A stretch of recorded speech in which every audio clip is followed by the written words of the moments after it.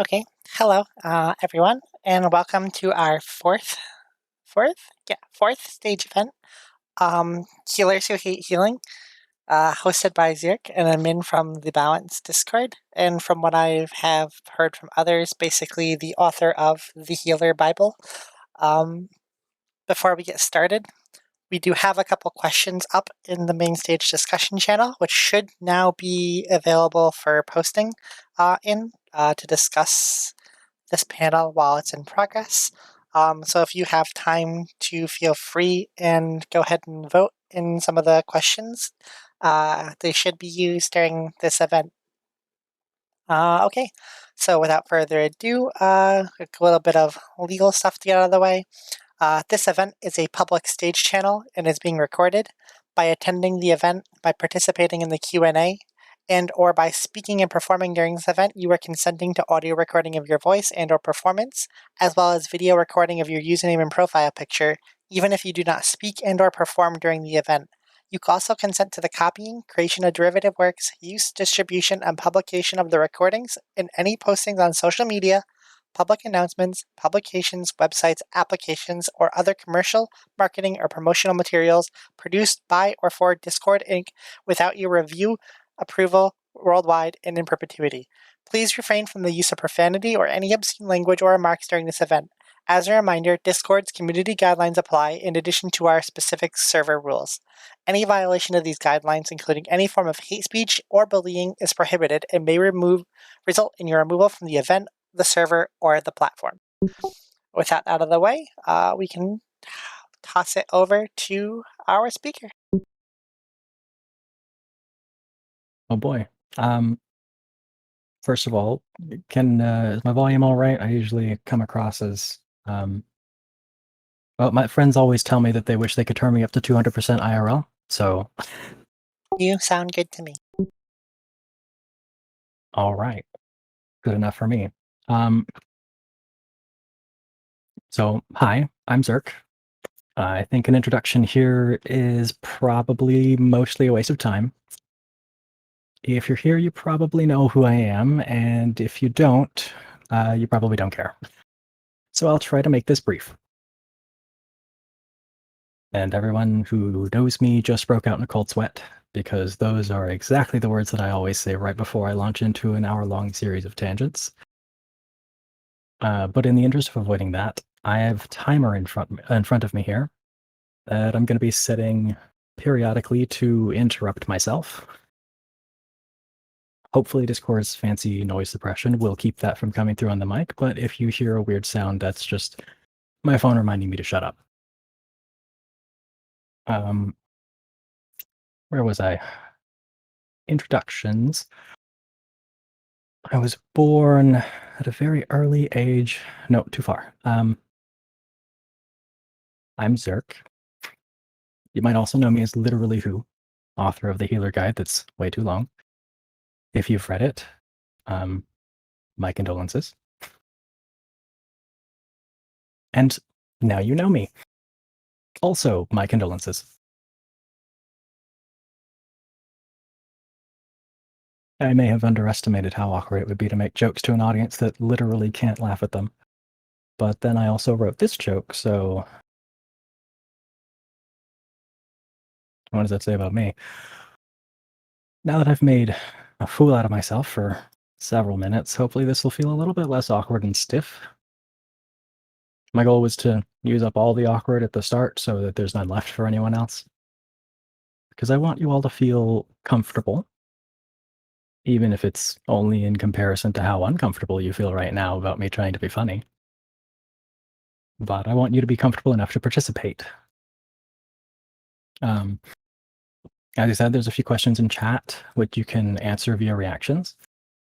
So if you haven't already, please feel free to use the rest of my monologue to respond to those questions so that I can get to know you all, collectively at least, while I force you to get to know me.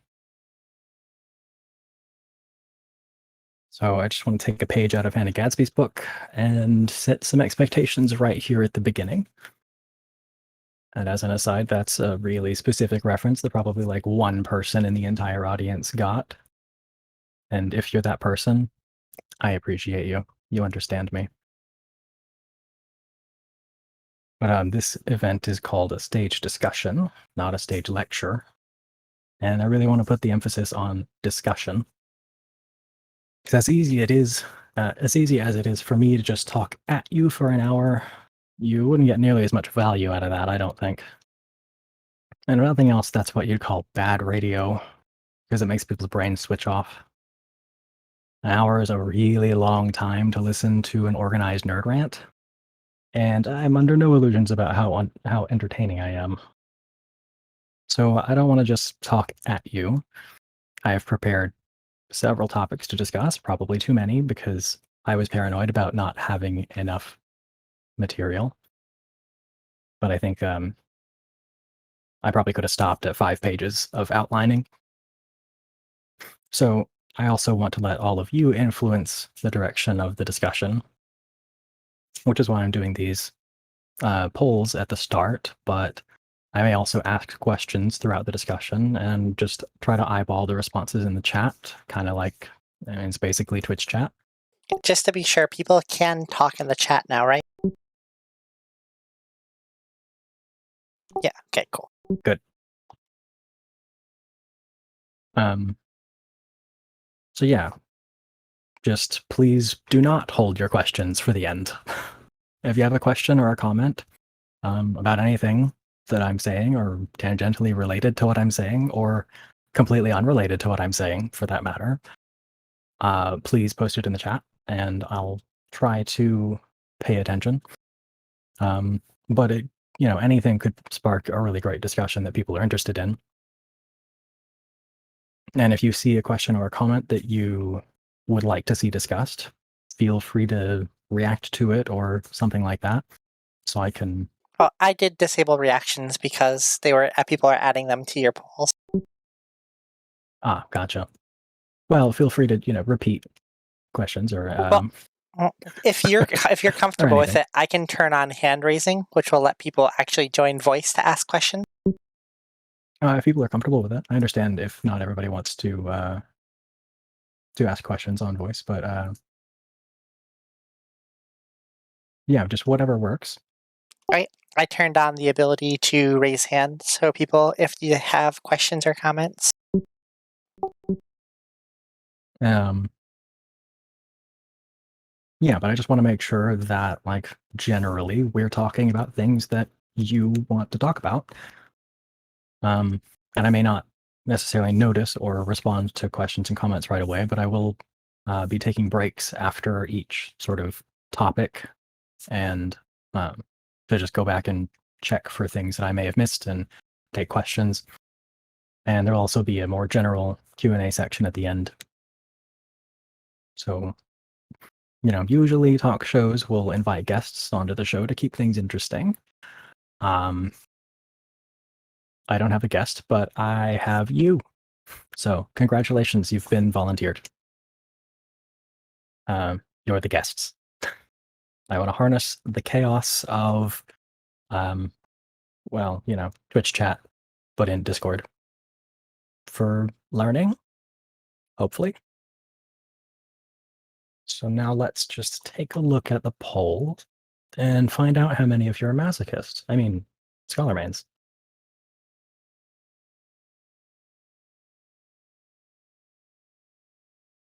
A lot of people who just picked up healing this expansion, which surprises me. And I am, as you might guess, not terribly surprised that Scholar is the least popular healer.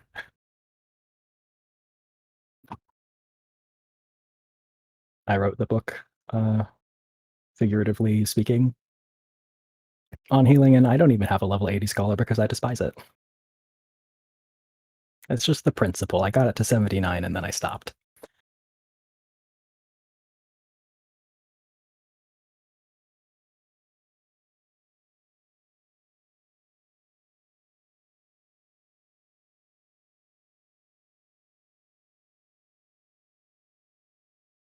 All right.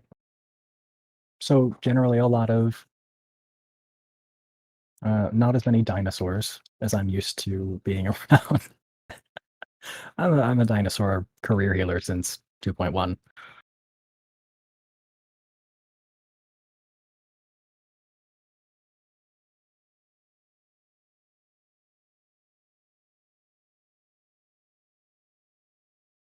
All right. Yeah, I did write. I did write it. Much to everyone's dismay who's attempted to read it. All right.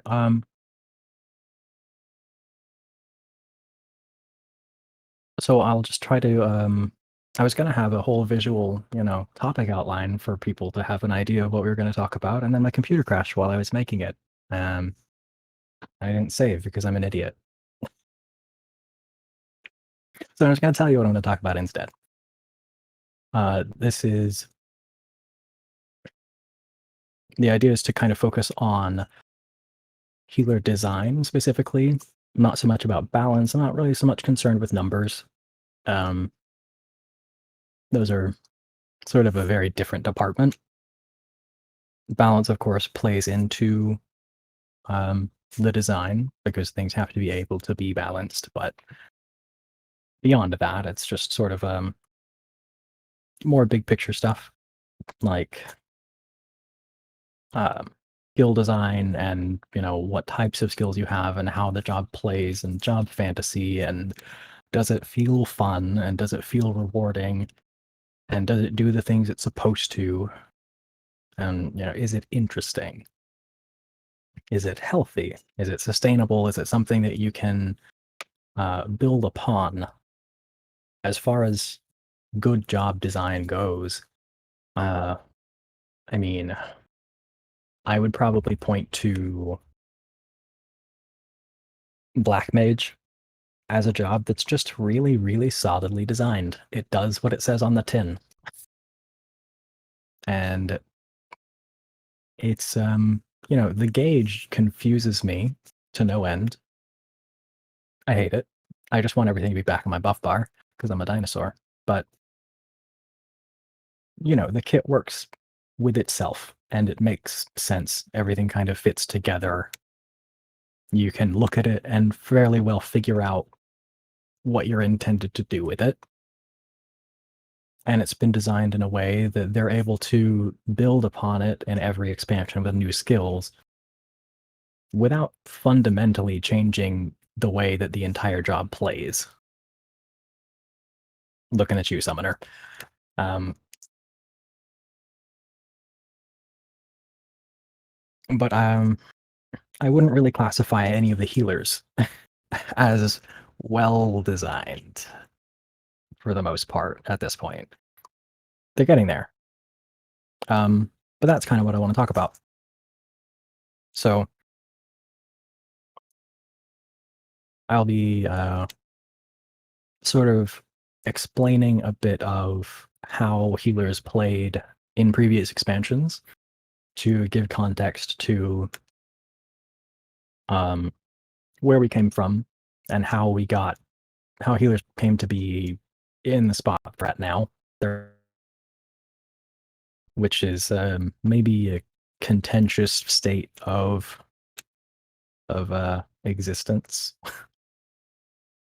A lot of very strong opinions about whether or not healers are fun. And in order to talk about healer design, I have to, of course, at least touch on what Square Enix thinks about when designing healers. Sort of what are their design principles and what are their limits? Why did they design things the way they do? Why won't they do XYZ? And we can get into whether or not those are good principles, but there are reasons behind things, at least. So I think it's important to try to understand those. And in the same vein, encounter design is kind of the other side of the coin for healer design. And it's probably at least half of the picture. At this point, healer kits are so simple that encounter design is probably more than half of the picture. Which, again, we'll have to discuss whether or not that's a good thing. And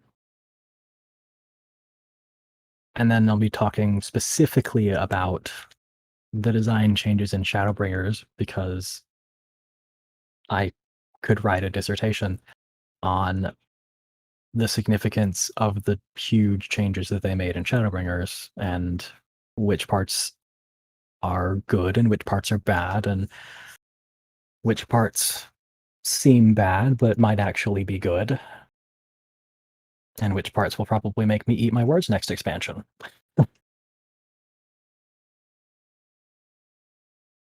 And then, of course, I'll be talking about what all of this might mean for the next expansion, which I should just title that section Wild Speculation, because that's all it is what we can't possibly know.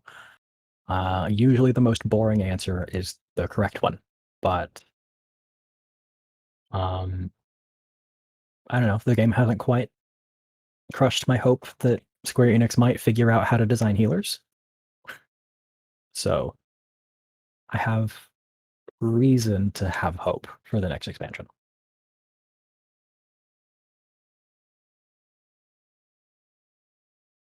And just to help me notice if you ask a question in chat, just tag me. Because otherwise, there's definitely no way that I'm going to be able to keep up with all of that. But don't slow down, because I love it. Participation is wonderful. I live for it. I wish that my D&D players were as enthusiastic about participating.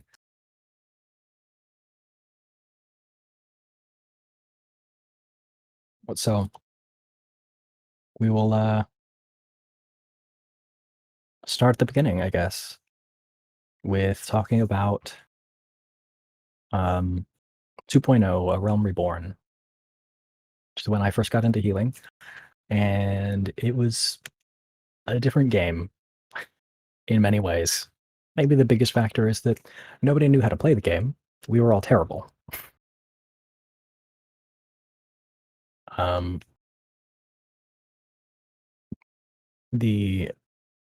If you've played synced content at level 50 on healers, these days, your kit doesn't really look or feel all that much different from, doing leveling roulette and getting copper bell mines.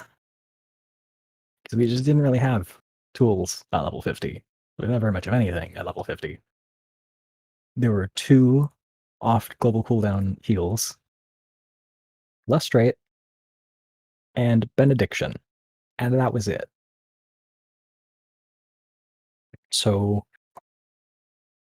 in a lot of ways, healing resembled World of Warcraft healing, actually, at that point in the game. Most of the time, you would have a pretty regular stream of heals going toward the tank, because tank damage was also a lot more significant in 2.0. It was just kind of a constant pressure situation in a lot of fights. Generally, since Heavensward onward, they've gradually been reducing, I think, consistently reducing the amount of damage that tanks take on a regular basis. It's mostly just tank busters. But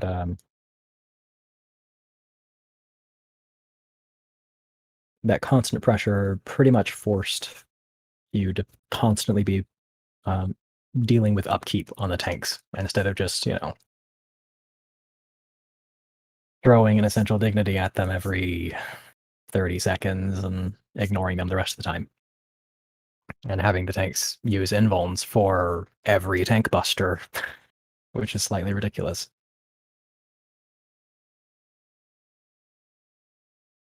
And because we had no emergency tools, you really had to be on top of things. You couldn't let the tank get low before healing them, because you would not be able to catch up at that point. So it was kind of more of the war of attrition, like keep the bar close to full type of gameplay that you might find in World of Warcraft. At least back when I played World of Warcraft, which was Wrath. And one of the other big elements of gameplay was MP management, was an actual thing, which to healers who are starting the game, this expansion is probably a foreign concept because there's only one healer who actually really had to think about MP this expansion, which was Astro, and they did away with that by giving us draw or giving us MP back on draw a couple patches ago. And now you just have infinite MP until you have to start casting races. But in 2.0, you would have to unironically cast Cure 1. Like most of the time, you would be casting Cure 1 was most of your spell casts. Because you couldn't afford to cast Cure 2 repeatedly. But the flip side of that was very interesting because that meant that if you had more MP than you needed, you could cast Cure 2s instead of Cure 1s to free up GCDs to do damage. So it was actually a pretty interesting way that you would actively engage with MP management.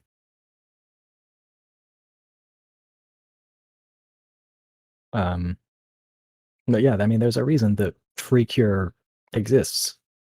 It used to be a thing that people cared about, which probably comes as a surprise to a lot of people. But and that was not the only proc that we had for heals. Um, what was it? Sacred Soil had a proc, I believe, that made the next sucker cost less MP, I want to say. Um, you had Free Cure, which you would get from casting Cure 1, which would make the next Cure 2 free, and I believe from casting... I don't remember what spell you got the proc from, but it was Overcure was the name of the proc, which was for Cure 3, which would, I believe, have the mana cost on Cure 3. And then at one point they gave white mages I think Azuna had a trait that made Medica cost half MP or something wild. And Medica had a trait that maybe you got free cure or overcure from Medica, but you had all of these procs and people like actually cared about them at one point. And you would actually pay attention to them because they could frequently save you MP, which actually translated to doing more damage. Because you would still always want to be casting, but a lot of those casts had to be heals, and in some senses it was a lot more interactive because of all of those procs and because of the active MP management and balancing your ratio of Cure 1 to Cure 2 and all of that. And you actually had to consider MP efficiency versus GCD efficiency, which is very different from the way it is now, because your most MP efficient heals are also your most GCD efficient heals because they're not GCDs and they don't cost MP at all. So you just always use those. They're always the right choice. And there's not actually any choice to be made. You use those until you're forced to use the thing that's less efficient. And when you are forced to use the thing that's less efficient, you don't care about the MP efficiency of that because you don't have to use it often enough to care about how MP efficient that spell is. But it was definitely a different sort of game. Mage's Ballad from Bards restored MP and was the DPS loss for the Bard, but you pretty much had to take a Bard for raid content because it was not a question of if the healers would run out of MP, it was a question of when the healers will run out of MP. Throwback to double Bard teams. which was partially because Mage's Ballad was necessary, and partially because Bard was just really, really overpowered at one point early on in the game. But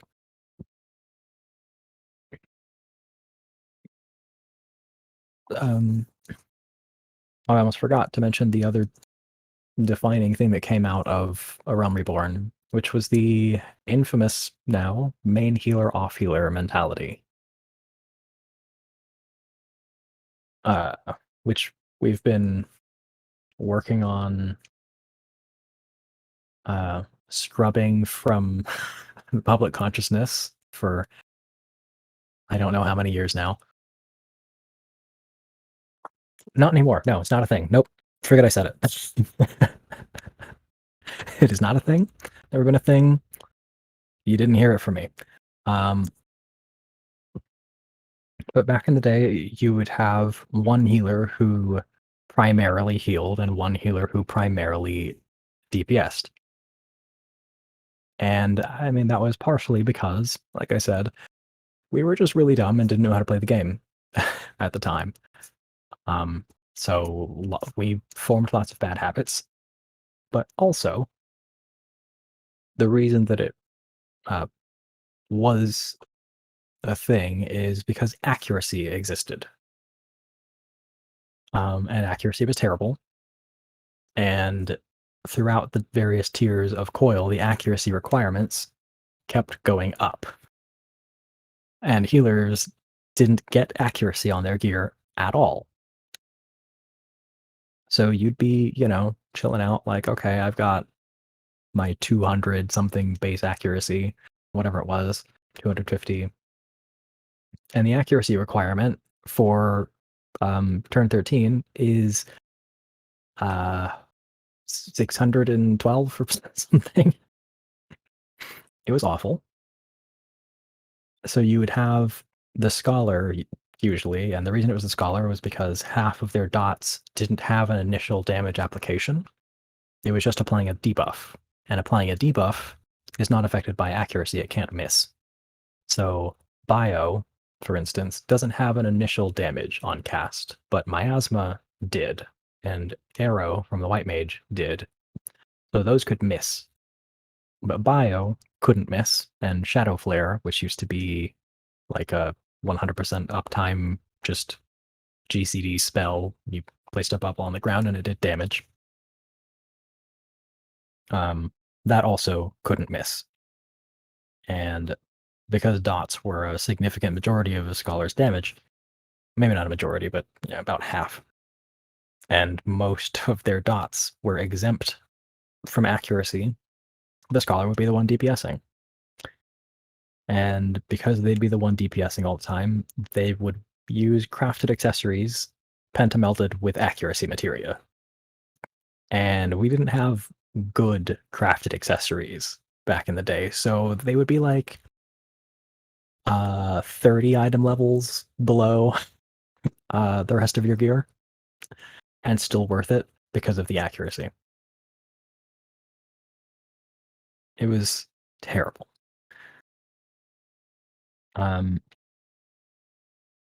But that's why it was a thing, and it was just generally a lot of the time it's kind of a waste of MP sometimes to try DPSing on White Mage because all of your spells were subject to accuracy and you probably didn't have any accuracy.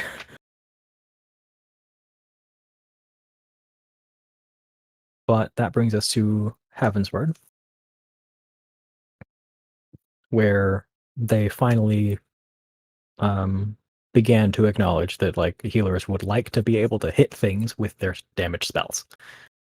So they started putting a small amount of accuracy on every piece of healer gear, just kind of for free, which was nice.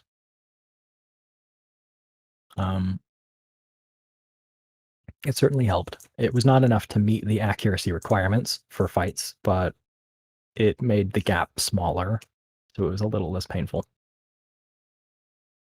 And of course, this is when Astro released, and I'm just going to gloss over how painful and terrible and like actually unplayable Astro was on launch.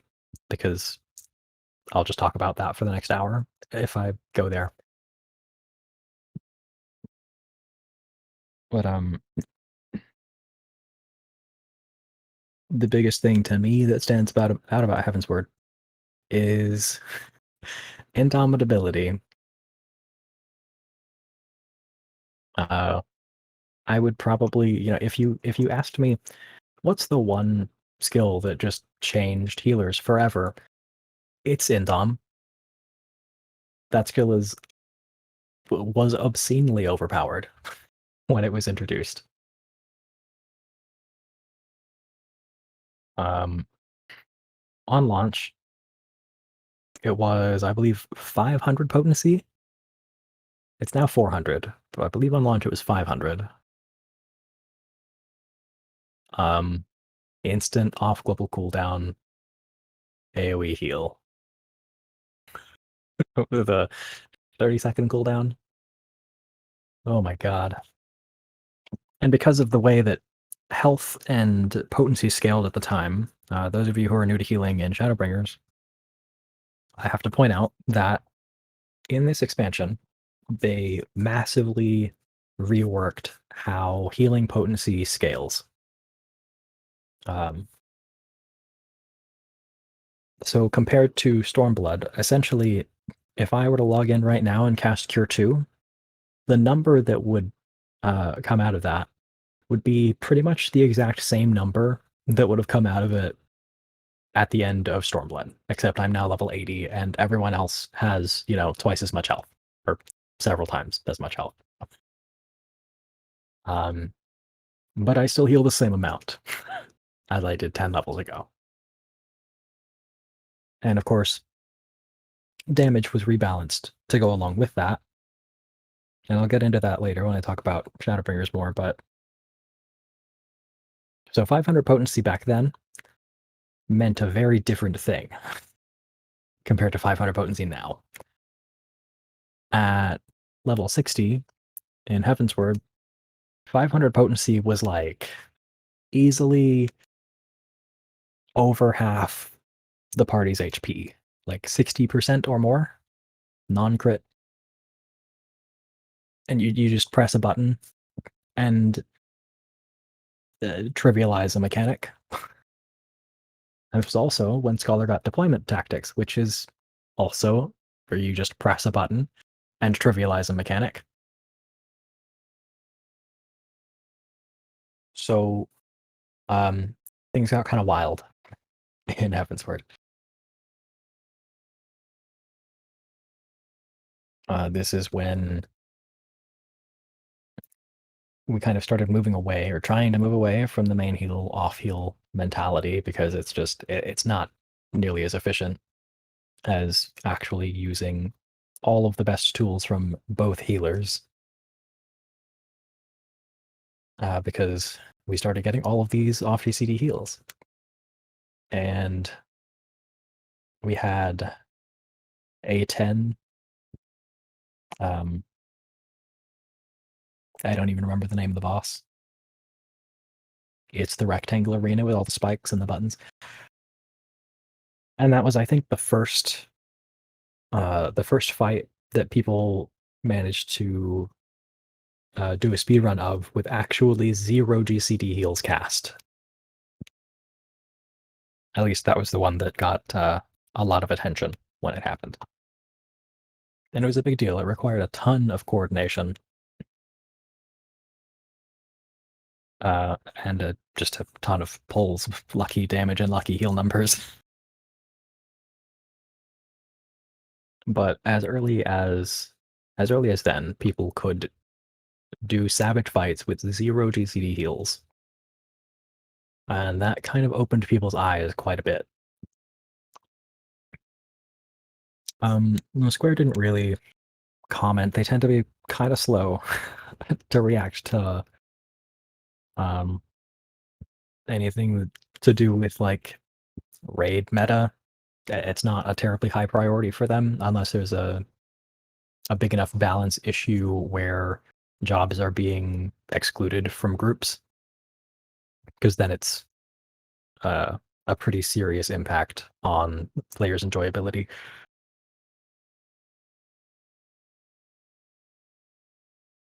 And it wasn't really that sort of a thing other than Astro on launch, which you actually just could not clear the raid tier with. You just couldn't. I think there are like two, maybe two clears before it was buffed. Or like after the first round of buffs, like two clears of A4 Savage that had an Astro. Like at all. Two. It was terrible. But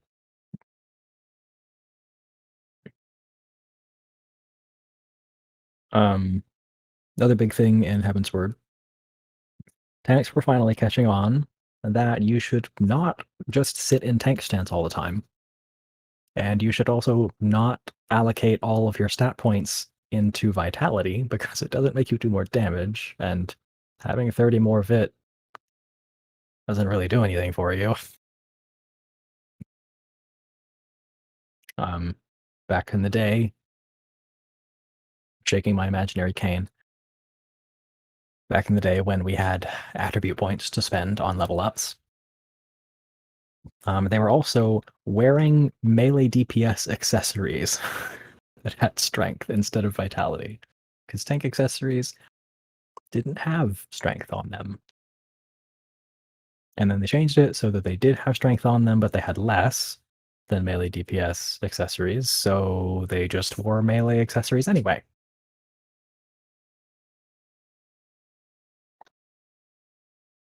So tanks, finally learning not to just sit in tank stance all the time, and also having, their entire right side worth of vit missing.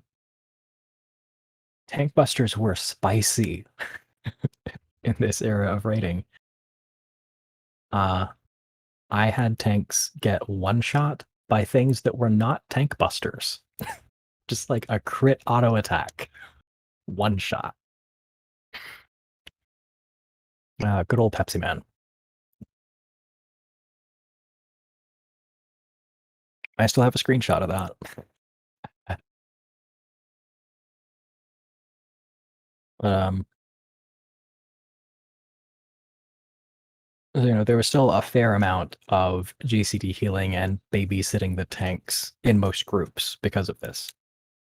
But at best in slot, and at very high levels of play, very good coordination, people were managing to cut out GCD healing entirely in some cases, and otherwise, reduce it down to one or two casts over the whole fight. And Creator rolled around the last raid tier of the expansion, which was significantly easier than the previous tiers, and generally speaking, most like mid-core and up groups cleared the tier pretty quickly. And of course, then that was followed by the very long content lull until the next expansion. And so this is when sort of the general interest in kill times, FF logs, you get your FF logs heroes, your all-star chasers came out during this time. Pretty much people just had a lot of time on their hands, and the tier wasn't really hard at all. And I confess, I was one of those people. That was when I actually got into optimization, and right around the time that the balance was started.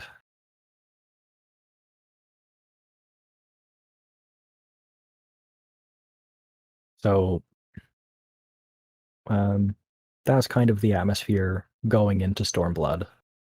People are really starting to put a lot of attention on optimizing and kill speeds and DPS rankings and raid DPS and all of this stuff. Of course, there's all of these other aspects of that progress, which would be great topics for other shows, but I'm not really qualified to talk about the great ranged physical DPS arms race, where they just repeatedly buffed Bard and Machinist against each other patch after patch until they were just obscene, and you ran 2 or 3 ranged physical DPS in your raid groups. Uh, you know, that's all I can say about that. But a lot of those sort of factors um, that kind of factored into Square's decisions and the design decisions in a lot of ways. Um, oh, and before I move on to Stormblood, I have to talk about the most important thing. Most important difference, I guess, between Heavensward and Stormblood was Cleric Stance, the very contentious ability. You either love it or you hate it. Um, those of you who weren't around for it, Cleric Stance used to be a stance that you would have to toggle as a healer in order to do damage, because your damage scaled with intelligence, even though mind is your main stat, and that's what's on all your gear, and that's what your healing scales with. Intelligence scaled your damage. So Cleric Stance was a cross-class skill for all healers, and you would just turn it on, and it would swap your intelligence and mind, which meant that now your heals are pathetic. They do like 10% of the normal amount, and now your damage is actually relevant. The thing of it is, whenever you turn it on, you're locked into it for 5 seconds, and you can't turn it off. So if you turn it on at a bad time, you cannot heal for 5 seconds until you can turn it off. And then in most cases, longer than that, because you would then have to actually get through the cast time of a healing spell after you turned the stance off. And that's what people talk about when they talk about stance dancing a lot of the time. Probably not so much these days, but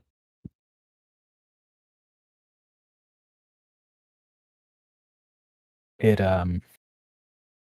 yeah, that was part of why the main heal off heal mentality was so prevalent, and part of why it took such a long time to lose popularity. Um, but it was also a big part, whether whether people liked it or not, it was a big part of what made healing engaging.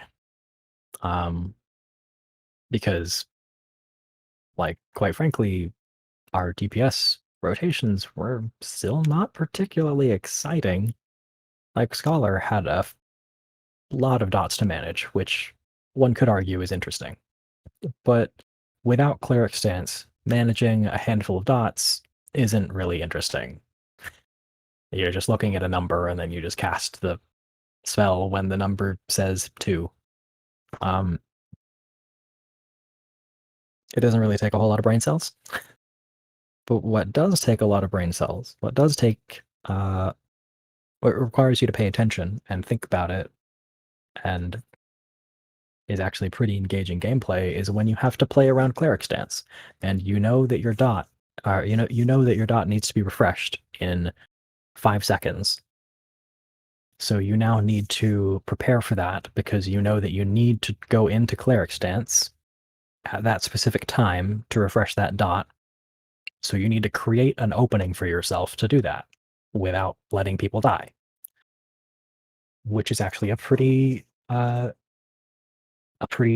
engaging thing to have to play around, in my opinion.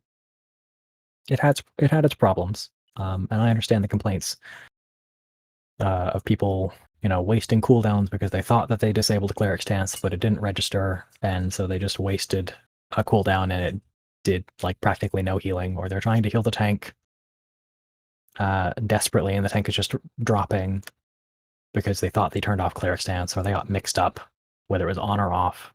Um, but there are other solutions to that design flaw than just removing it entirely.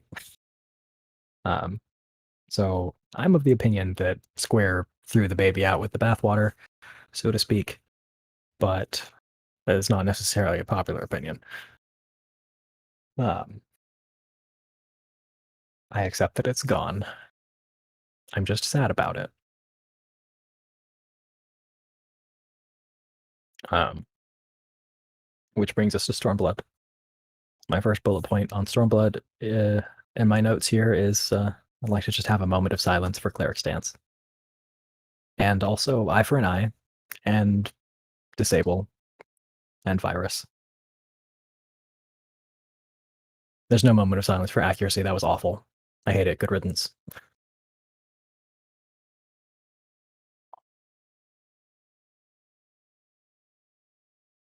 Beautiful moment of silence. But Accuracy, no, not Accuracy. Eye for an Eye. Disable, Virus, all of the stuff. All these great mitigation tools that we had. Um, how other roles have Addle and Feint and Reprisal and all the ranged physical DPS have their own version of party mitigation buffs. Shield Samba and whatever the other ones do, I don't know. Well, those buttons used to be ours, and I still mourn their loss, and especially because Disable was like the coolest animation in the game. But just to add insult to injury, the icon for Addle, the caster roll action, is literally the same icon as Virus. They just made it purple instead of green. Just salt in the wound, Square. The hardest thing about playing a healer is the fact that I can't press buttons for my party members. That is the hardest thing about healing. I don't know about all of you, but I'm a healer because I'm a control freak, and I have trust issues. And healers are just hands down the carry role in this game. They just always will be. And that is also why Rescue is the best skill in the game. The most powerful healing ability in the game is Rescue, because it's the one that just lets you say no when your party members try to do stupid things.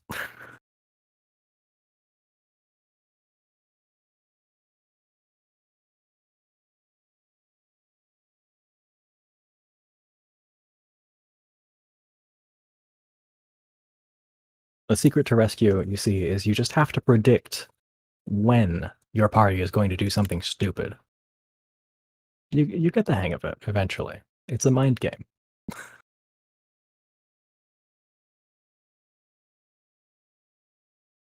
But yeah, just the difficulty with trusting your party members to do something that's vitally important to the entire raid's survival. That's stressful to me. I don't like it. That's why I play this role. I'm supposed to be responsible for all of the things that are vitally important to the party's survival. So when you give DPS actions that they need to remember to press at specific times in the fight in order to make sure we don't all die, like, have you met DPS mains?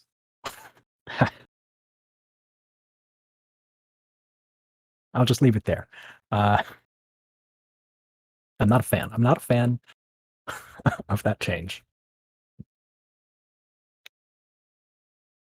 I liked having direct access to mitigation tools, but in Stormblood they moved away from that in a big way.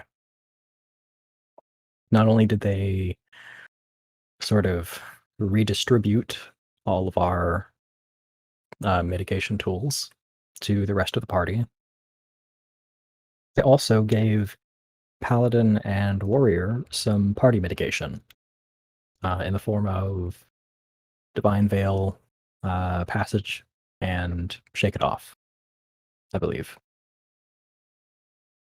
Dark Knight unfortunately didn't have party mitigation, but they had the Blackest Night, and unless you had two Dark Knights in the party for some awful reason, um, you would have at least one tank that has access to party mitigation, which is a lot more significant than I think a lot of people give it credit for.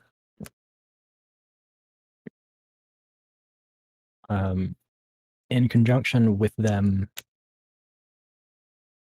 taking these mitigation tools and giving them to other roles. This is also when tanks got reprisal, and Bard got Palisade and Nature's Min. Rest in peace to both of those. But Machinist had Dismantle, which was basically reprisal. And so everyone else has mitigation tools that they can just press and things do less damage, and we kind of don't, other than the bubbles, which are they were pretty clunky. All the server tick shenanigans, because for most of the expansion, they didn't register the buff on you for quite a while, potentially, after you actually used the skill.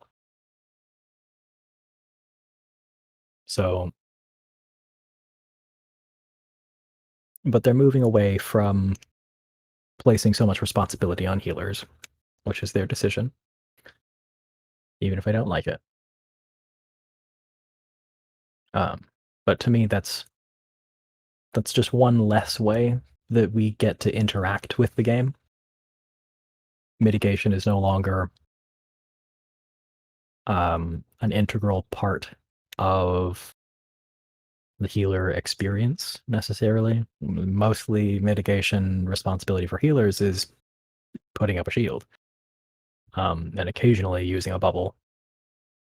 But mostly it's actually just making sure the party has enough HP, and then maybe putting up a shield if it's necessary.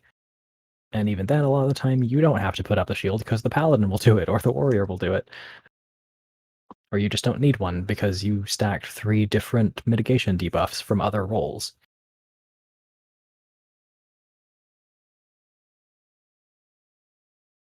In this expansion, in Stormblood, they also leaned really heavily into party MP support with the role action Refresh, which is just the old Mage's Ballad, but as an off GCD.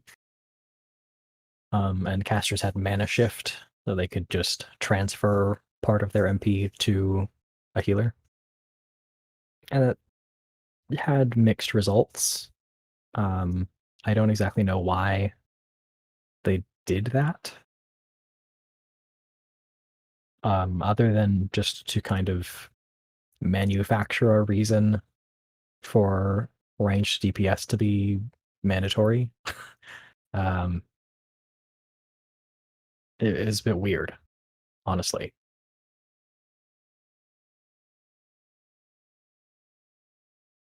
But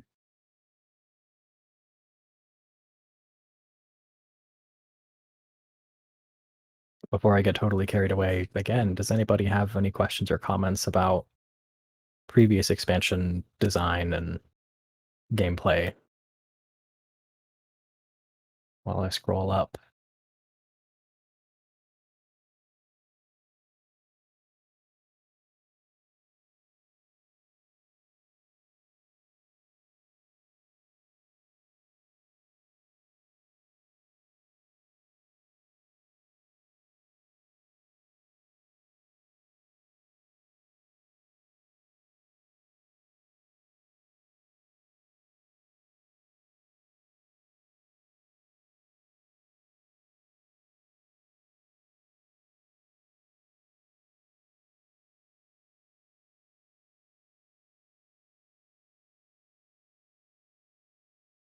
Is there a question about potions? No, potions. The question is, were potions useful at that time?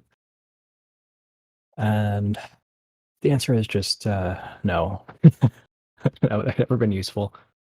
Uh, Outside of solo questing, overworld content, or Palace of the Dead, that kind of thing.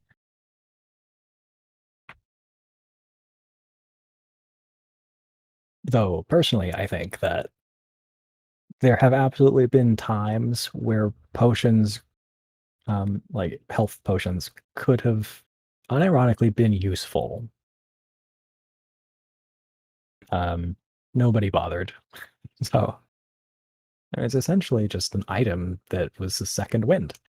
I mean, who doesn't want to just have a stack of second winds in their inventory during prog? I So do. I do want to note, actually, there was one case, it's not healing potions, but during I the think, World First A4S, the healers used Vite Pots during the phase transition when yeah, passing Nisi. yeah, yeah. Vitality potions for a while. Oh god. There were also some great memes of warriors hitting 6-digit HP like 2 expansions ago. Those were pretty hilarious. Uh, there's like 50% echo, thrill of battle, defiance, vitality potion.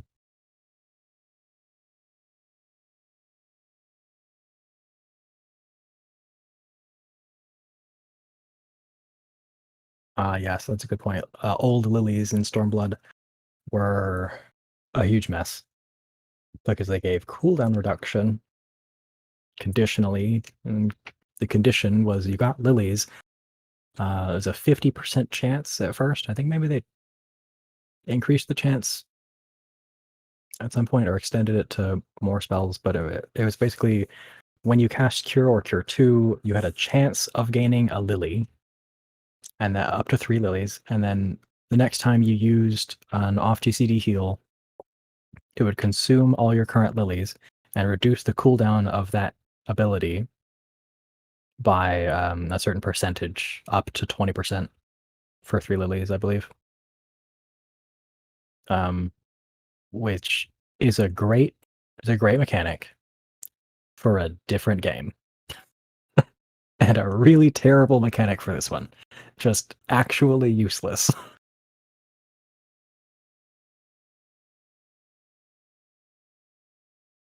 Because cooldown reduction in in that form was not really reliable, and it's conditional on a thing that you don't want to be doing because casting Cure and Cure 2 is inherently inefficient. And by Stormblood, people had largely realized that that casting Cure and Cure 2 is a thing that you just never want to have to do. You do it if you have to, but only if you really have to. Which is, maybe the beginning of all of our problems, because that's really the defining characteristic of healers these days, at least to a lot of people. It seems a little bit weird, fundamentally, that most of our kit is devoted to healing, like most of our buttons. Certainly, most of our GCDs are healing spells, and we actively avoid them as healers. I mean, does that not strike anyone as strange? Like maybe there's something wrong with that, um, which is pretty much the inspiration for this event.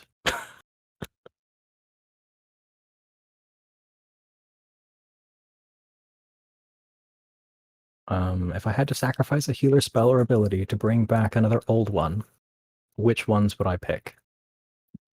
I would. I'm gonna cheat by saying Fluid Aura. I would sacrifice Fluid Aura. Does anybody remember that Fluid Aura still exists? You may be as shocked as I am whenever I'm reminded that it still exists for unknown reasons. Uh, Also, Undraw for Astro, which has literally no purpose. There's absolutely no reason for it to exist. There are no situations in which you would ever use that for any reason. There used to be. There's a reason that it existed in the first place. But after they reversed cards, it has literally no purpose at any level, ever. Um, and I mean, Scholar also has one of those buttons that's like, why does this exist? There's literally no reason to ever press this button, and that's Summon Celine. Because Celine's hair is dumb, and she's objectively the worst fairy. Fight me.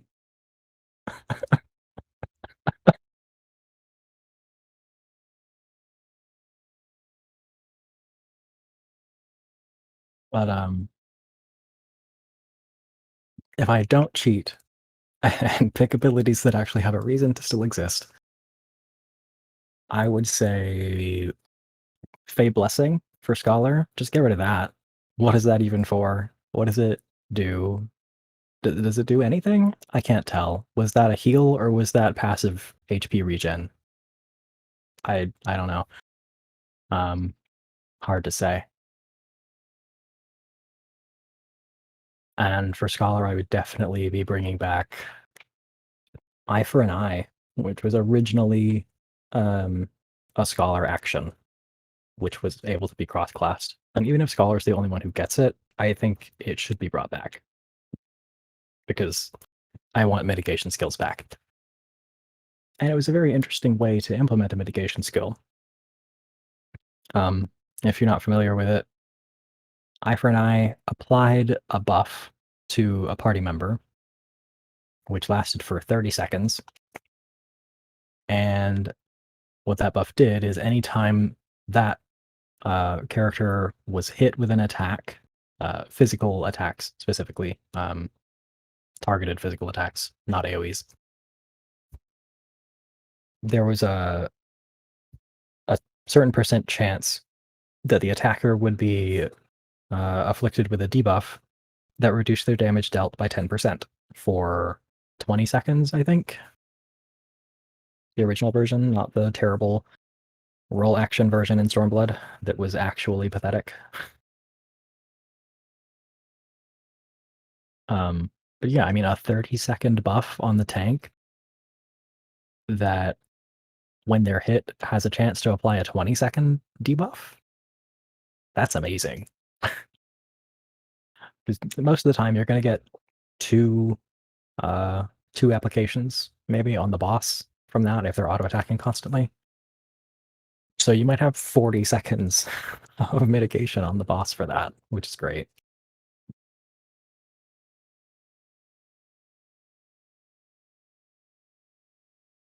Um, for White Mage, Protect, but not as it used to exist.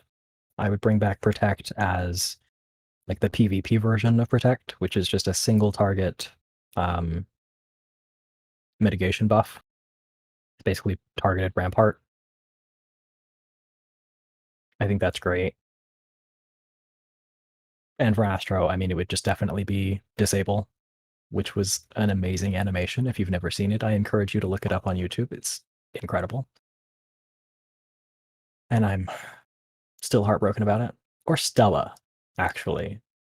Stella was not a useful skill, don't get me wrong. It was just the equivalent of Stone 1 for Astro. Its potency was lower than the standard filler spell at all points.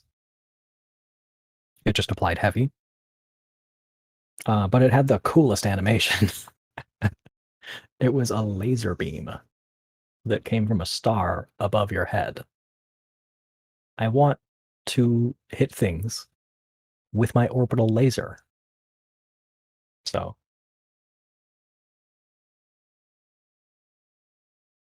um, yeah, disable is you put someone in baby jail.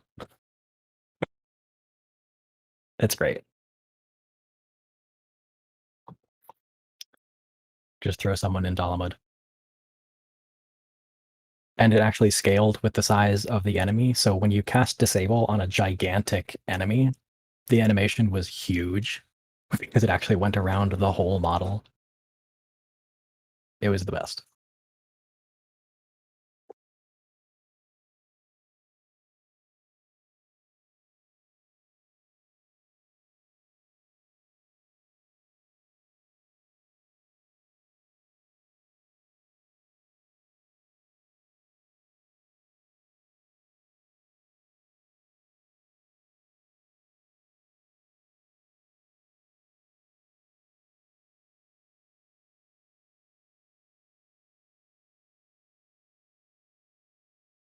Let's see. Are there anything else? Any other questions that I missed?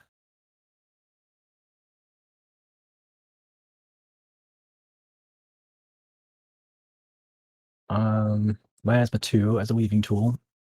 In Stormblood, Scholar had Miasma 2, which was just an instant cast GCD that was a proximity AoE around the Scholar, similar to Art of War, now about the same size too.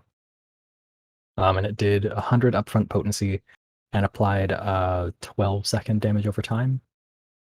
But the upfront potency was enough that it was worth using to weave off GCDs instead of Ruin 2, which was 80 potency at the time, I believe. Or did Scholar even still have Ruin 2 at the time? I don't remember. It's been so long. But I remember that you'd use Miasma 2 to weave, and it was a DPS gain over clipping your GCD or using Ruin 2. It just cost a lot of MP, which again is kind of similar to how you would interact with MP management in A Realm Reborn, where there were ways where you would choose your spells deliberately to alter your MP consumption. And you would be actively thinking about it and gauging how much MP you're spending and how much MP you're going to need, and actually engaging and interacting with your MP bar, which I think is a very healthy mechanic for healers. So I definitely liked Miasma 2. It was a bit awkward that you would use an AoE dot on a single target to weave spells, and so Scholar suddenly is a pseudo melee job because they want to be in melee range to use Miasma 2 for weaving. But hey, if it encourages Scholars to stay in range of the party for AoE heals, I'm not against that either. Everybody always talks about the DPS that are in Narnia, but okay, what about the healers that are in Narnia? Because I've seen them. Barely, I mean, they're like 3 pixels on my screen because they're all the way over there, but I've seen them.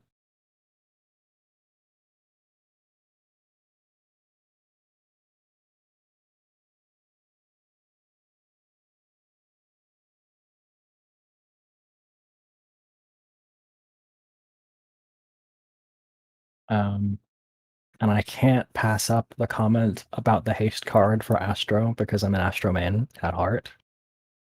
And I always will be until something more interesting comes along, and then I will jump ship. But until then, I will always be an Astro man at heart.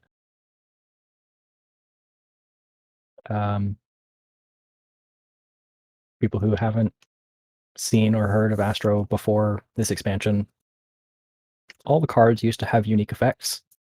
It was a hot mess, but a fun hot mess once you got used to it, I guess. It had a lot of design problems that I could give an entire presentation on, but I just have to say that the haste card was not bad. It was not a bad card or a bad effect. It was just misunderstood. You'd have a lot of people, and this is an argument that I've had about 1,000 times, probably, that, oh, putting a haste on me messes up my rotation because it misaligns my cooldowns with where I am in my rotation. And to those people, I always say, okay, if your alignment is such a big deal for your DPS, then I'll give you this haste card and it will cause you to auto attack faster, which will be a very small DPS gain. And whenever you get to that part in your rotation where you should be using a cooldown, but it's not up yet, you just hold your DCD. You just sit there and do nothing until your cooldown is up, and it will realign your rotation with where it would normally be without the card. And when they tell me that they won't do that because it's a DPS loss, I say, exactly. Exactly. It is a DPS loss to care about your alignment more than just hitting the boss more.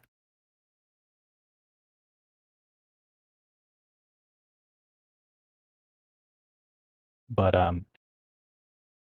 you know, people didn't like it. So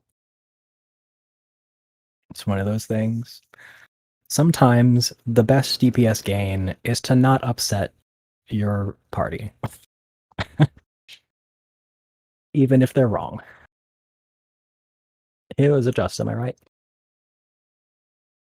So I'll just, shed a single solitary tear while I redraw this arrow and get a bowl.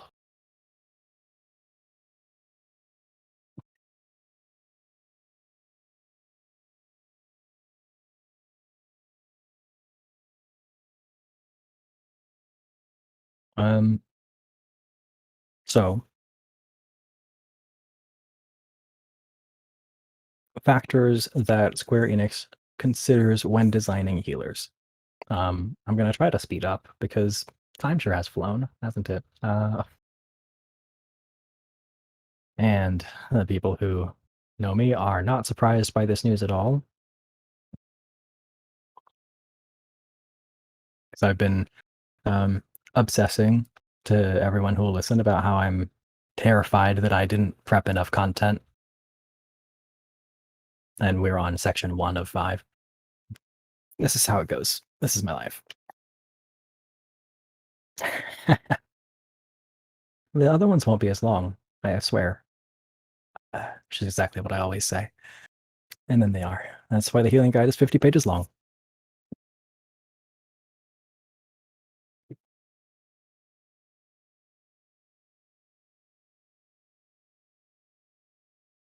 I'll tell you what I always tell my fiance whenever he uh, makes faces at me for making stupid jokes or doing things that he knew that I would do, which is, you chose this.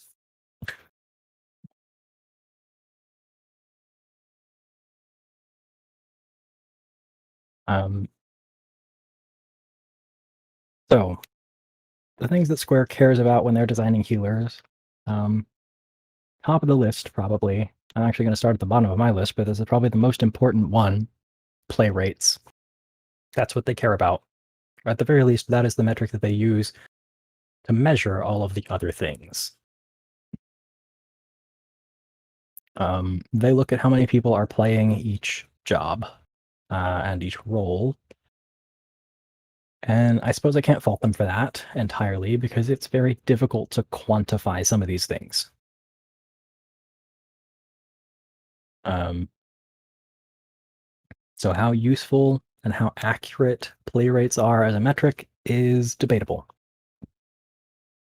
Because, as they've said in other contexts, people, by their own observations, the people who want to play a particular role are just going to play that role no matter what. And that's been my experience. I hate I hate healers right now. I hate them. I hate it. And here I am. I'm still a career healer. I will not play anything else, even in roulettes. I won't do it because I hate that more. Because watching someone else heal in Duty Finder is like watching an old person try to use a computer. It's so infuriating. You're just watching them like, honey, sweetie, what are you doing? Just let me just move over. Let me do it. But so that's my problem, though. That's a personal issue that I have. But those are their observations. The people don't really switch roles uh, for just about any reason. It takes a lot to make people switch roles.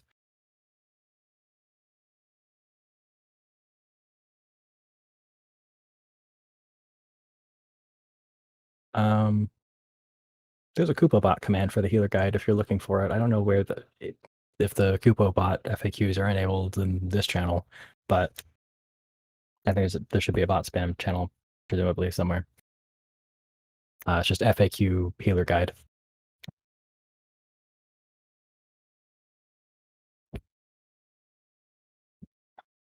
Um, so the things that they're measuring with play rates, the things that they look at, accessibility is a huge thing.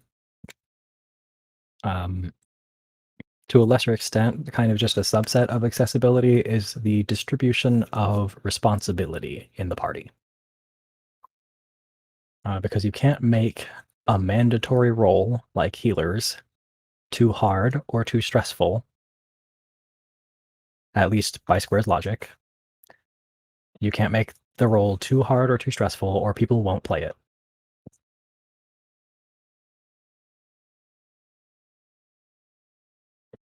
And it's just, personally, I don't know that I agree with that assessment, because I think that the people who want to play healers for their own reasons, and they're going to play healers. And you can make them, require more than just the two brain cells to rub together, and I think people will still play them. But I think that it should be pretty clear from, I don't know, every game to have ever existed that support roles are always the least popular. And so I can't help but wonder if they're trying to solve a problem that doesn't really exist, or that doesn't have a solution or need to be solved. If they can leave healers in the state they're in right now for an entire expansion, and there's no mass exodus of healers to other roles, I think they could also afford to take a few risks with making healer design fun and interesting and engaging, and maybe even, hold on while I clutch my pearls, a little bit difficult. And people will still play healer.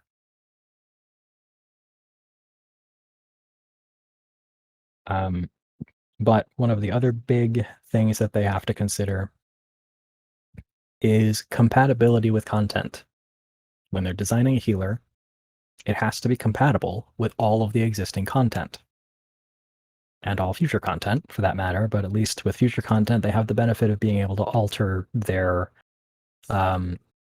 encounter design to accommodate something. But they can't quite as easily just redesign every previous fight in the game to accommodate a new healer that has new mechanics that don't work with those fights. Like, if you've ever done Ifrit Extreme, Searing Wind, at various points in the fight, Ifrit places a debuff on one of the healers, which causes them to emit a large AoE around them periodically. That does quite a lot of damage to any ally within that area and knocks them quite a distance away, usually into an AoE and to their death. And so, because of mechanics like that, that require a certain kind of positioning, melee healers can't really be a thing unless they come up with some way for them to be able to skirt that requirement. Or like temporarily have access to ranged heals or something like that. But otherwise, it just becomes quite unfair. And they're not really like World of Warcraft, where WoW seems to be pretty comfortable with having lots of different fights that aren't particularly designed to be very well balanced between classes. One class is going to completely dominate every other class in the same role on one particular fight, and they don't really care because there are 9 other fights in the tier or whatever.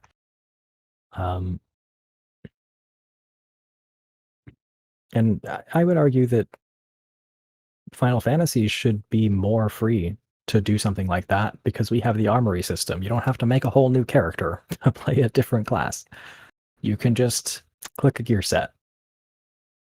So, I think maybe they could afford to lean into that armory system a little bit more, and acknowledge the fact that some healers may just not really be compatible with every old fight in the game. And, if I can't do Ifrit Extreme at level 100 in 7.0 on a healer that has a bunch of new cool mechanics, I think I'll live.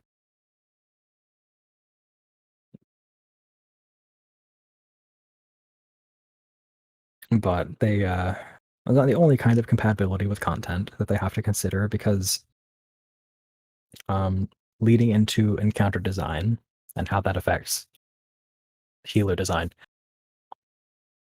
There's a reason that every healer has what I like to call the Conjurer Starter Pack, which is, um, essentially just a direct copy and paste of White Mage's basic heals.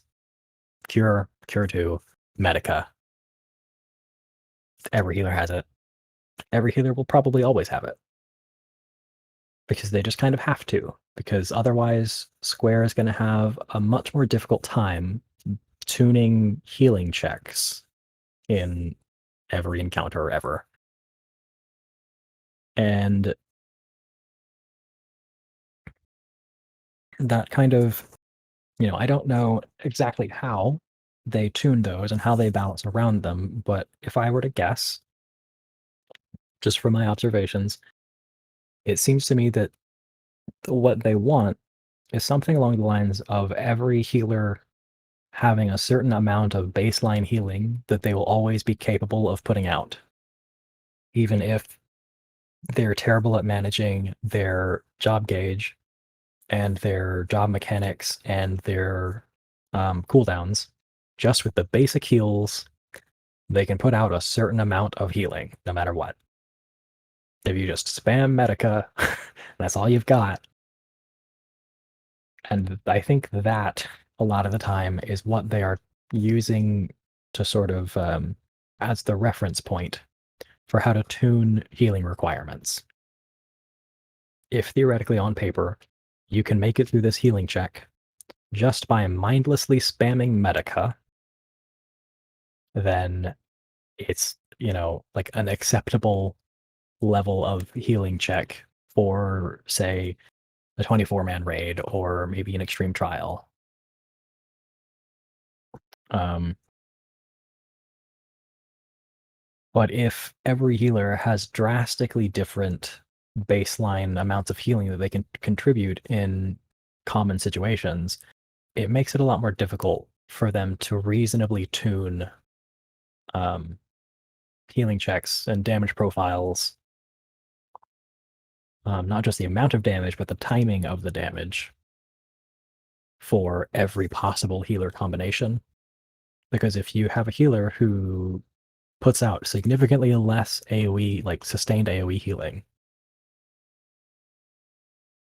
then you have to make sure that every other healer now has to be capable of making up for that deficit, which introduces all kinds of wonky balance issues. Um, just because I'm not saying that that's necessarily a great way for them to look at it or to do it, but that seems to be the way that they do. And I doubt that's going to ever change just because of how concerned they are with making sure that healers are extremely accessible because they want people to pick up the role, I guess. Um,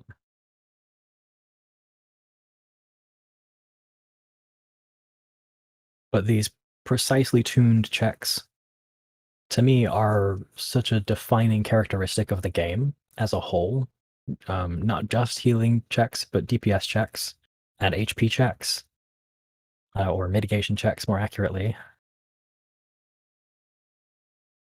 Every encounter is so precisely scripted, which has its benefits and its its downsides. But to me, I think that the good outweighs the bad because everything just feels like it's choreographed. And when everything feels like it's choreographed with intent, um, it's like a jigsaw puzzle and you're the final piece. And you have to figure out exactly where and how you fit into the puzzle to make everything nice and neat and tidy. And that's kind of how learning encounters goes. There is an intended solution to each set of mechanics, for the most part. And your job is to examine the mechanics that are happening and find the one efficient path through. And sometimes the players come up with creative solutions that the devs didn't necessarily anticipate.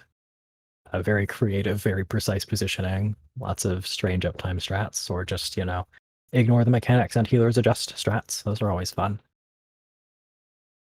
I love damage downs. But all of that is possible because of how scripted the fights are, and because of how precise all of the mitigation checks and the heal checks and DPS checks are for a given sort of item level.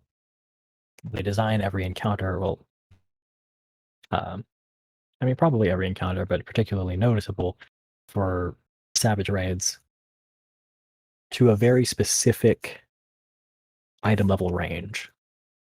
And a lot of mechanics you'll notice really fall apart outside of that item level range, or as soon as even just the 10% echo gets added, it can change the fight quite drastically. But I think that's part of why it feels satisfying to learn the fights and to get better at them. Because the solutions are kind of intuitive.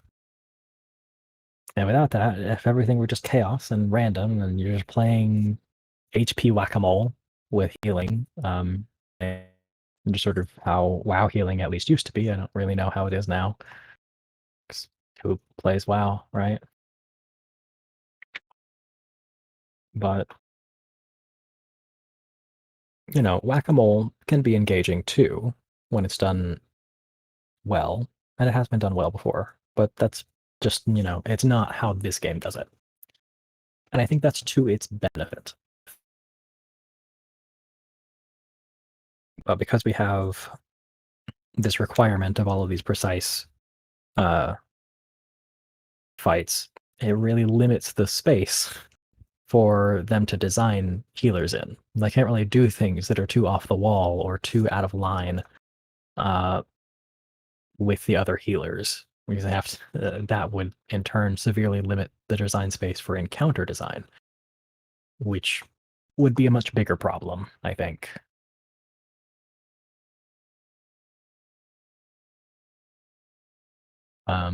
Does anybody have any questions about encounter design and sort of how Square prioritizes the things they care about whenever they're making balance decisions and design decisions?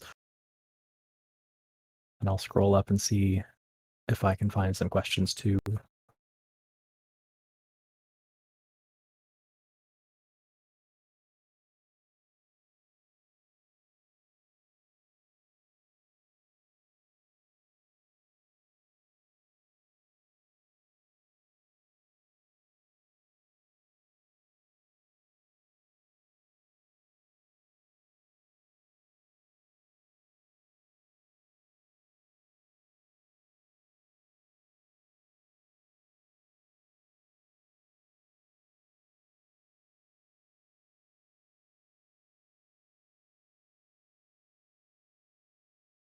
What would be some of your ideas to make things more interesting for healing?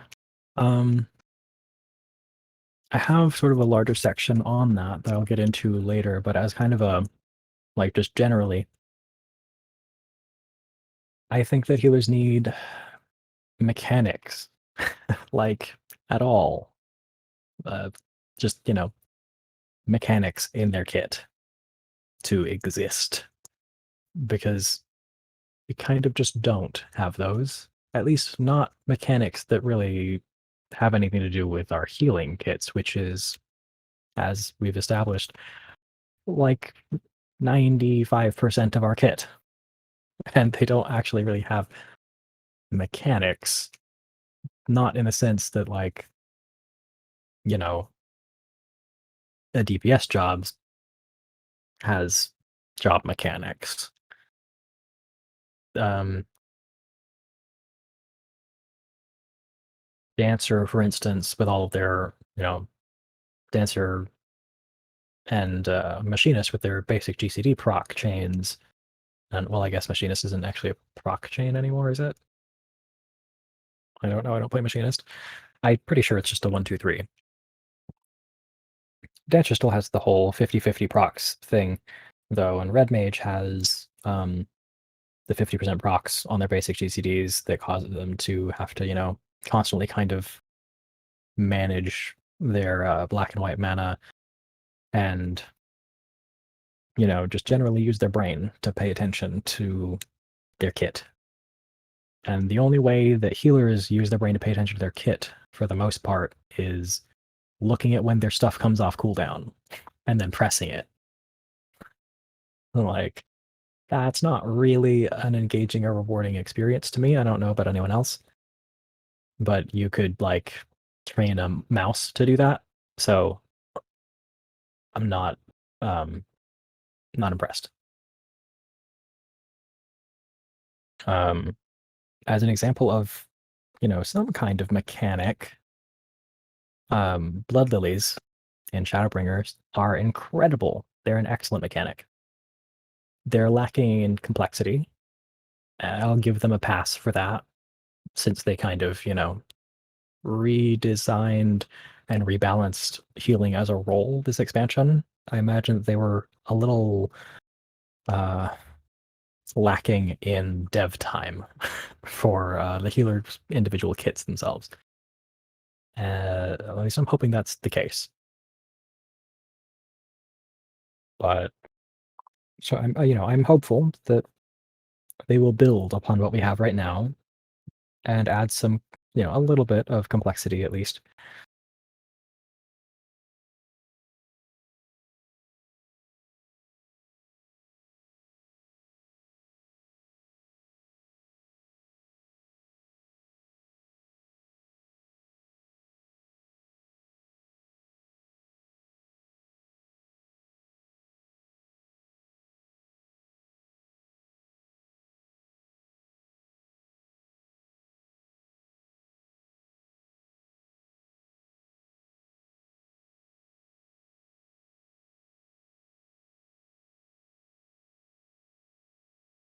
The cards are pretty neat. They are kind of the exception to, like, healers not having very interactive kits that require brain power, and that's why I love Astro so much, because it makes my brain hurt. The more in depth you get with trying to optimize cards to a very, very detailed level, the more absurd you find that the task actually is. And it's just like, it's one of those things where there almost is no perfect solution. It's almost physically impossible to perfectly play your cards, which is something that I find very enticing. I find that motivating. It's just a way where there is always room for me to improve. And that's a big part of what drew me to healing in the first place. At least in the past, I've always felt like there's always room for me to improve, to reduce the number of heals that I'm casting, to improve my positioning and movement and efficiency and cooldown planning to deal the most damage possible. But unfortunately, that's sort of like, that's me making my own fun. And it's what players have been doing for a very long time, especially healers, because, well, everybody knows that our kits aren't fun. So we gotta find some way to entertain ourselves. And that means obsessing over um, exact GCD alignments and having different gear sets for every single encounter because uh, different GCD times are slightly more optimal for alignment with movement mechanics and things in different encounters, or having conversations that go on for an hour about the possibility of um, timing your natural MP regen ticks so that you can align the pull timer optimally with your regen ticks so that you get one more tick of regen in the opener so that you can use one less piece of piety gear in this fight because you've planned literally every single GCD and you run out of MP one GCD before uh, lucid dreaming comes back up. And that's how we entertain ourselves.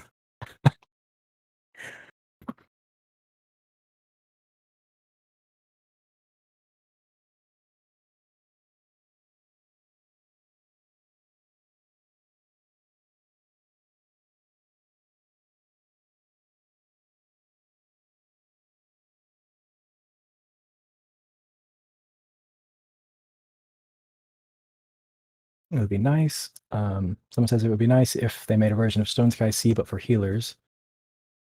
Where you basically have to heal a target dummy that takes a consistent amount of damage, or tank busters, or AoE damage. I would not disagree with that. I think that there's a big problem and kind of a disconnect with Square's understanding of uh, what the problem is with healing being difficult, which is it seems to me sometimes like they're balancing around a demographic of players that doesn't really exist. Because if they're balancing around players who are only going to use GCD heals because they don't want to make healing checks in casual content that require people to manage their off GCD heals, um, like if a player is completely incapable of pressing an off GCD heal, I can just about guarantee you that they are also incapable of spamming Medica at the right time. Like, yeah, if you ever, played a tank especially, and gotten a duty finder healer who is, mostly AFK, and throws you the occasional cure, and maybe you think, okay, well, they're not really doing anything, and if they're only going to heal and not do any damage, then I might as well pull bigger so that they'll, be contributing by healing me. But then they can't keep you alive, even though all they're doing is healing you. Because, the people who can't manage you know, a basic understanding of off GCDs or their job gauge or, that kind of thing are probably not really going to be able to do those other things either and heal you with basic spells. I just don't really know where this mythical demographic is coming from of people who are really good at healing the entire encounter with only GCDs, but can't figure out how to press Indom.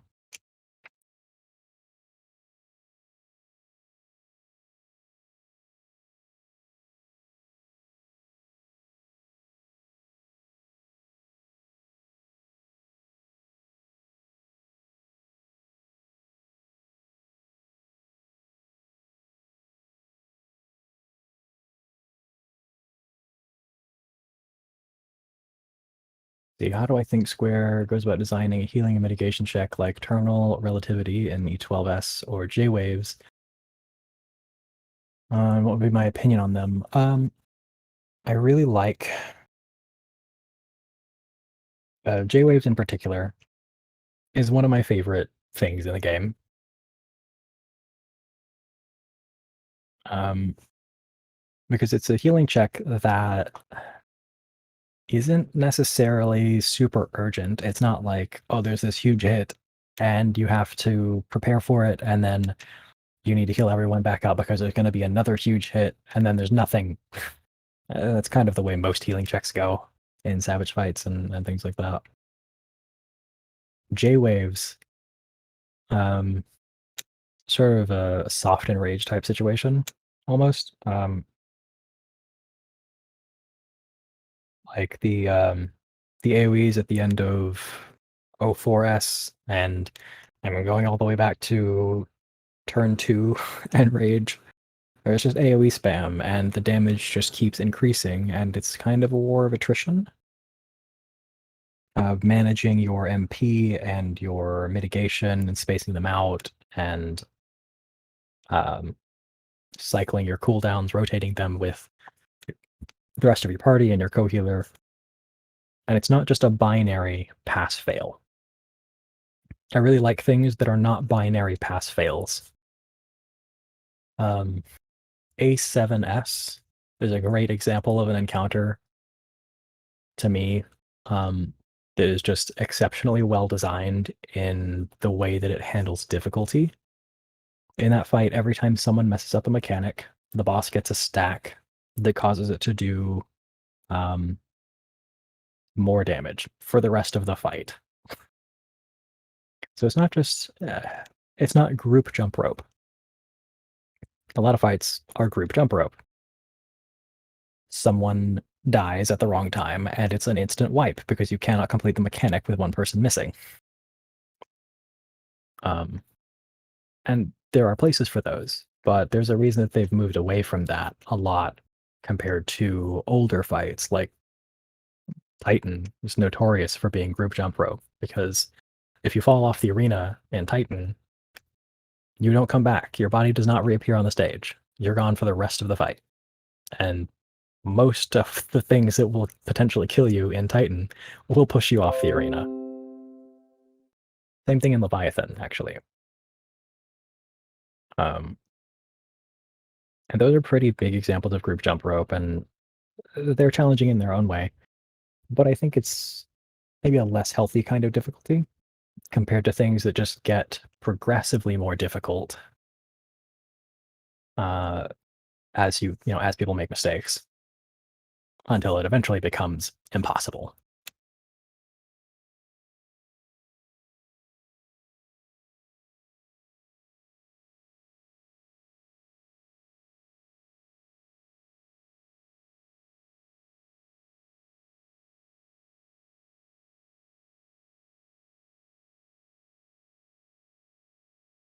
Can you discuss differences in healing in Final Fantasy XIV versus other MMOs? I don't have a whole lot of experience healing in other MMOs, unfortunately. Like I said, the last time I healed in World of Warcraft was Wrath. I tried to go back at the end of Legion, and I played for a couple months. Got to level cap, realized, wait, I don't have any friends to do anything with, and then I uninstalled. And that's how most MMOs go for me. So, you know, shout out to Final Fantasy XIV for having Catboys, which are great for making friends. Truly the innovation we needed in the genre.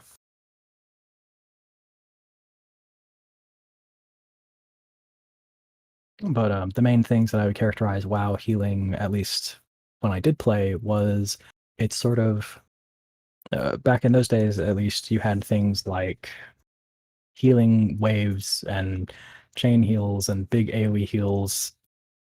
Um, maybe actually not so many big AoE heals. That's more the territory of Final Fantasy, but you had a lot of AoE heals that you would cast frequently. You would pre-place regens on people sort of as a preventative measure, because they would be taking damage and it would be difficult to predict who would be taking damage and when. And so it was an upkeep and sort of a babysitting, and there was a fair amount of whack-a-mole with cleansing debuffs and spot healing. And it's an interesting system, and it works well for that game. I think it's very engaging. There's also the whole business of downcasting heals, which they did away with for sure. Um, but way back in the day, you would have still every level of every spell in your spell book that you could put on your bar. So you might have, you know, Flash Heal level 1 through level, 6 or whatever, and you'd have all of those on your bar. So that when you need a healing spell, you choose the level that heals for the amount that you need because it costs less MP. And you would be conserving that MP, which is kind of similar to only casting Cure 1. In a Realm Reborn, you would cast Cure 1 unless you needed to cast Cure 2 to keep up. And so that was, a way in which you would interact and be engaged with healing in WoW, which is, pretty clunky and antiquated by today's standards. But it's at least interactive.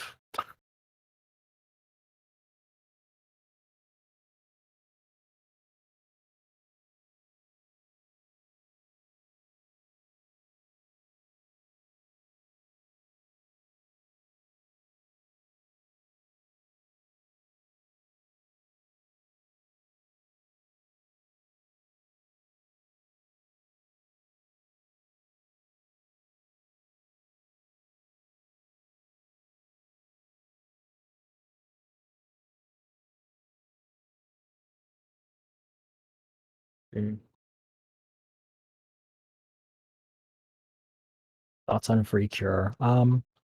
It was great in 2.0. It was very useful back then, and nowadays it's kind of a mystery why it still exists. Other than it takes less effort to just leave it there than it does to remove it, I guess.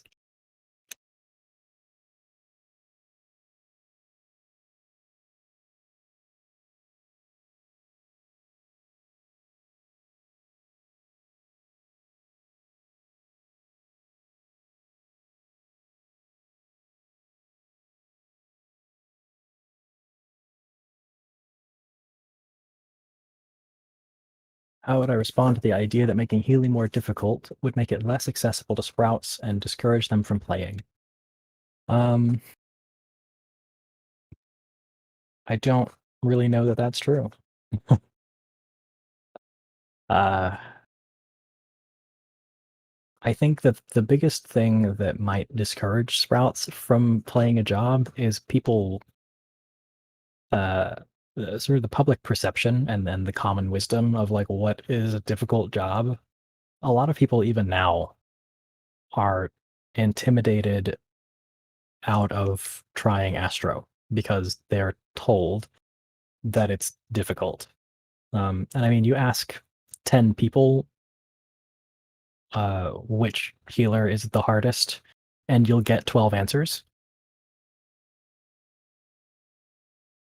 But it's Astro. No, difficulty is a very contextual thing.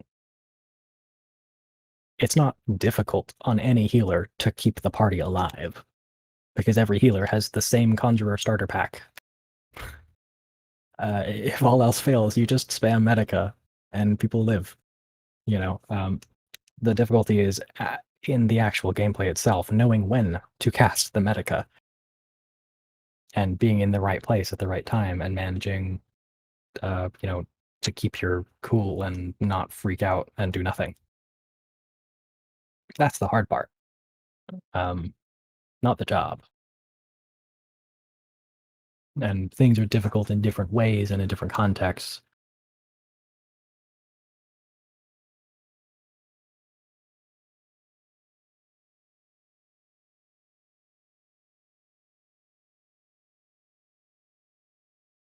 And yes, Astro is also the best healer because it's the prettiest. And Hrothgar are the reason that I fantasiaed back to Catboy from Lizard. Because big cat, small cat. Who can argue with that?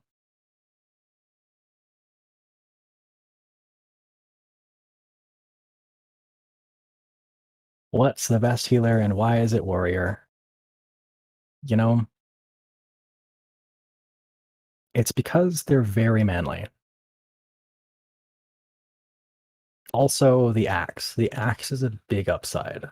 The air guitar, if you spam their victory pose emote, it looks like you're playing an air guitar with your axe, and it's fantastic. And that's why they're the best.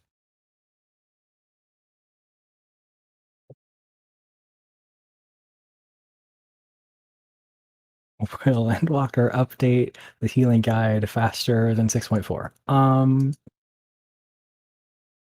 Next question. I'll try. I'm gonna confess, most of the updates that I did this time around, which I'm in my defense, it only took like 2 years for me to update it since originally posting it. So I don't know what you actually gonna to keep reminding me and nagging me about it. I said I would do it. But most of the updates that I did were to remove any specific references and numbers that would need to be updated in the future for new expansions.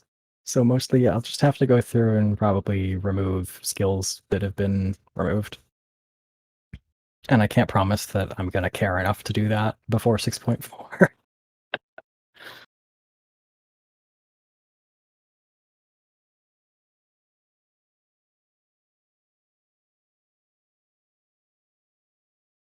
Twelve answers, and none of them will say white mage is the hardest healer.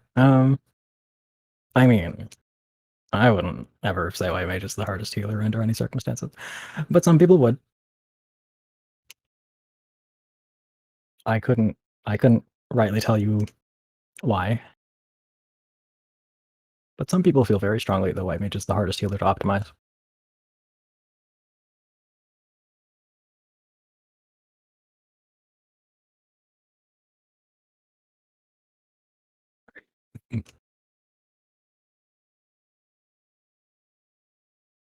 Uh, bunny boys are all right, I guess. Like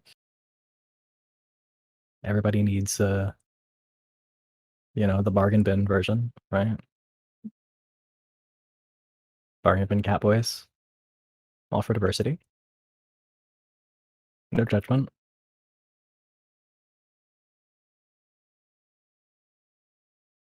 Did I predict a massive healer exodus in 5.0 due to healer changes? And did it actually happen? I don't know if it's actually happened. I don't really have the data to be able to see that personally. I don't know if it's out there in the unofficial census data, but anecdotally, I haven't particularly noticed um, any significant change in like how many people are playing healers. But there are, on a more personal level, I certainly know a lot of people who play healer less than they used to, or who have stopped playing the game, um, you know, um, or stopped raiding or whatever. I've gone ultra casual this expansion, so I haven't set foot in Savage since the first tier. Uh, I can't be bothered to find a static.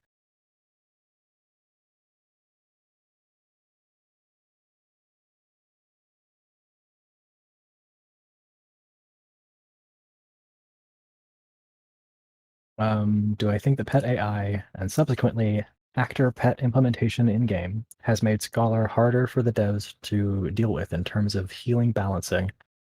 And do I see Square Enix moving away from or even removing pets from the game entirely in favor of Reaper-like pet auras that aid with healing? Um, God, I hope so. I would want nothing more for Scholar. The Square, Square, if you're out there, I'm going to offer you a word of advice. It won't take long. Here's how you fix Scholar. Delete the fairy. That's it. That's all you have to do. Scholar is now bearable to play. Congratulations. Give yourself a pat on the back. Um, I've been advocating for quite a while for them to just give up on pets being actual pets. They've kind of moved that way in PvP, even though technically they're still coded as pets. They're a lot more responsive in PvP, and they make a lot more sense in PvP. But if they just took it that one step further and just made the fairy sort of a constant aura that you have floating next to you, that is part of the animation for your spells, that would be great to me. And maybe, maybe you even have, instead of a fairy tether, you assign the fairy to a party member and the fairy goes to float around them. That'd be great. Um, or if they absolutely insist on making it still a pet that you have to position, then make it a thing where you place it and it doesn't actually cast spells. It's just the origin for your spells. You cast, say you cast Fey Blessing, but it's not ordering the pet to cast Fey Blessing. You are casting Fey Blessing on the pet functionally. So it works like Cure 3. You're casting a targeted spell that has a radius effect from the target, and the target is only the fairy. Congratulations, you now have responsive pet actions that originate from the pet without it being a massive headache with actions getting ghosted or delayed or all of this nonsense with pet scaling for potency, and now it doesn't scale at the same rate as player potency. And just generally being a gigantic coding nightmare. I would love for them to just get rid of it.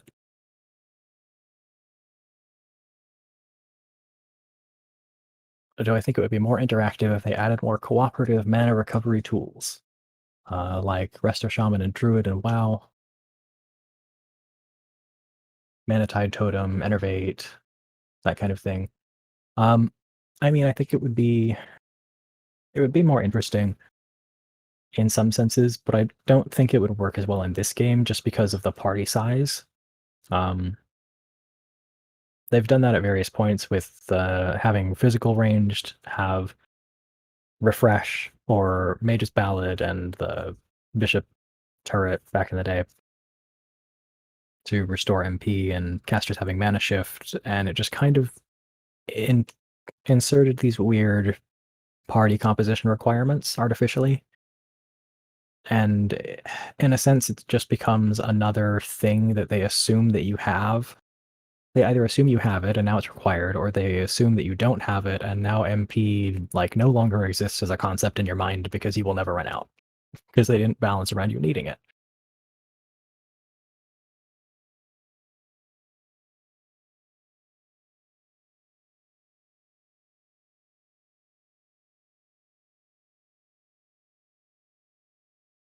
And yeah, Astrostar is a pet, technically, with its own very special modifier to compensate for it having pet scaling, which is ridiculous. That's some serious spaghetti. Given the option, would you want to join their team and help with design?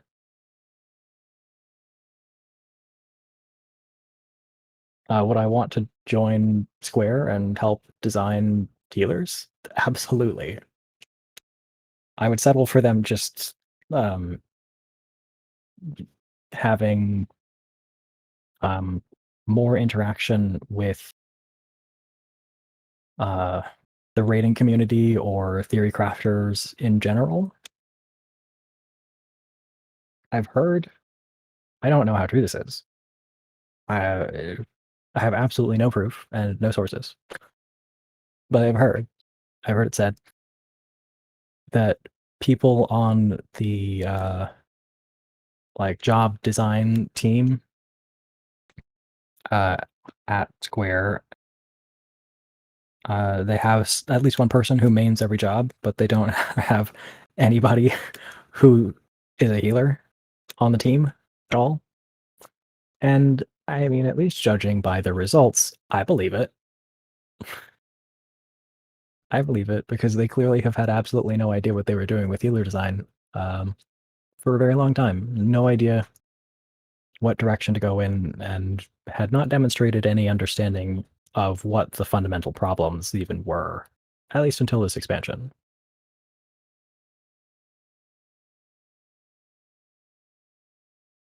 And yes, I am trapped in the balance forever. I can't escape.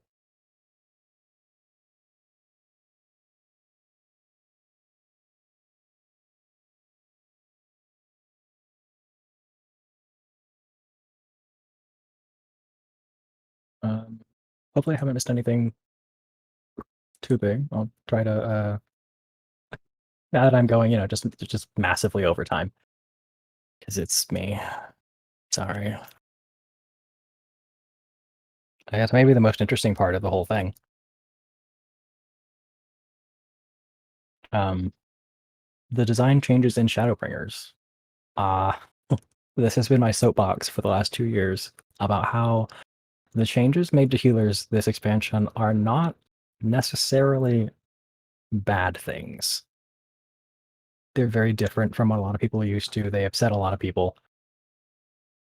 Um, a lot of people who had been playing healers before, but they've demonstrated a level of understanding of good game design principles that they had previously not demonstrated. Um, and so as I go through these points, I'm going to be talking a lot about game design principles as I understand them. And I'm not a game designer. I've never taken a class on game designing. I don't. I'm just a guy. I should have given this disclaimer at the very start. I'm an armchair expert. I don't know what I'm talking about. I'm just some internet nerd um, who people choose to listen to for some reason. Couldn't tell you why.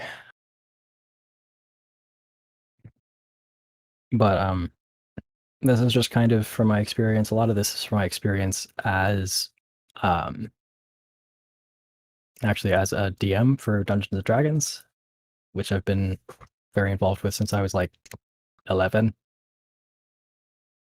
And there's a lot of learning and a lot of sort of social science that goes into understanding how to make Dungeons and Dragons an enjoyable game experience for players. It's not an easy thing to do. Um, and so I've done a whole lot of research and reading, and I've personally found that a lot of those concepts translate pretty much one to one into video games when it comes to the basic principles. So my first point here is reward structure, which is like probably the first point in any game design class or um, book that you might read. Is probably going to be reward structure. The reason that people play games fundamentally is because on a psychological, in the psychological sense, they're rewarded in some way. Um, but reward structure is very important because it's how you communicate with the player in many senses.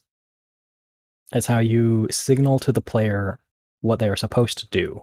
You reward them when they do the right thing, when they play well, um, when they interact with their job mechanics, when they perform their role, they are rewarded.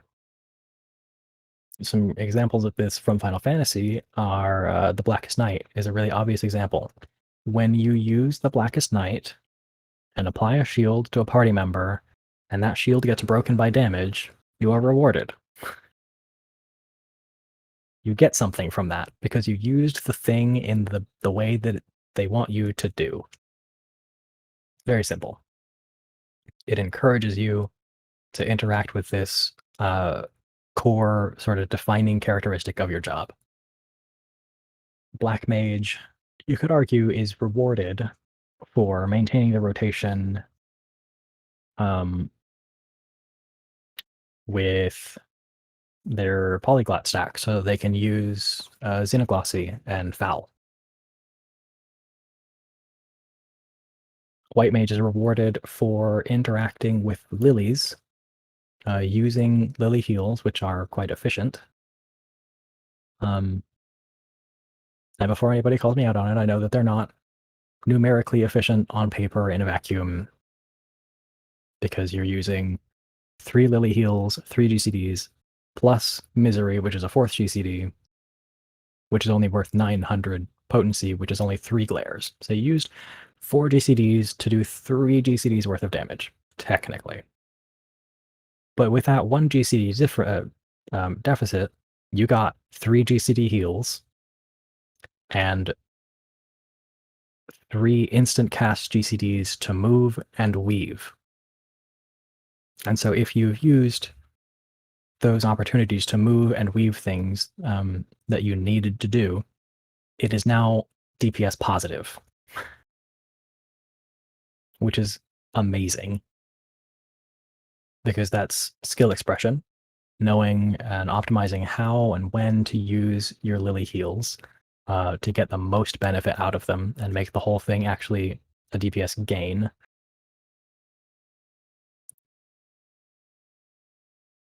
But it's also not something that you can really mess up in a way that affects you negatively. There's not really a situation where you use a Lily heal and now you're in a worse position, other than just the opportunity cost of using the Lily itself. Unlike, for instance, Scholar, and I'll try to keep my soapbox short about Scholar because I could rant forever, as you all know by now. Energy Drain. There's a reason that they removed Energy Drain this expansion, and it was a good reason. I promise. It was just poorly implemented. The reason they removed Energy Drain is the same reason they reworked Tank Stance.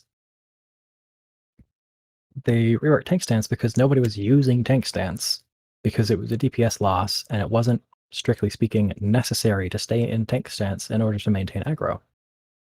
So overall, it was better DPS to just be taking more damage because you're not in Tank Stance. And the healer has to occasionally give you an extra heal, but then they're doing 20% more damage for the whole fight. It's, a very easy sort of equation to figure out that that's worth way more. But and that's, if you actually had to GCD heal them, which a lot of the time you just didn't, because even without Tank Stance, you didn't have to use GCDs, so there was just no loss.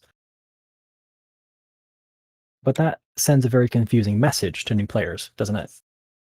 When they're given a Tank Stance, they are a tank. One would assume that they would want to use the Tank Stance for tanking. You'd be crazy to assume anything different.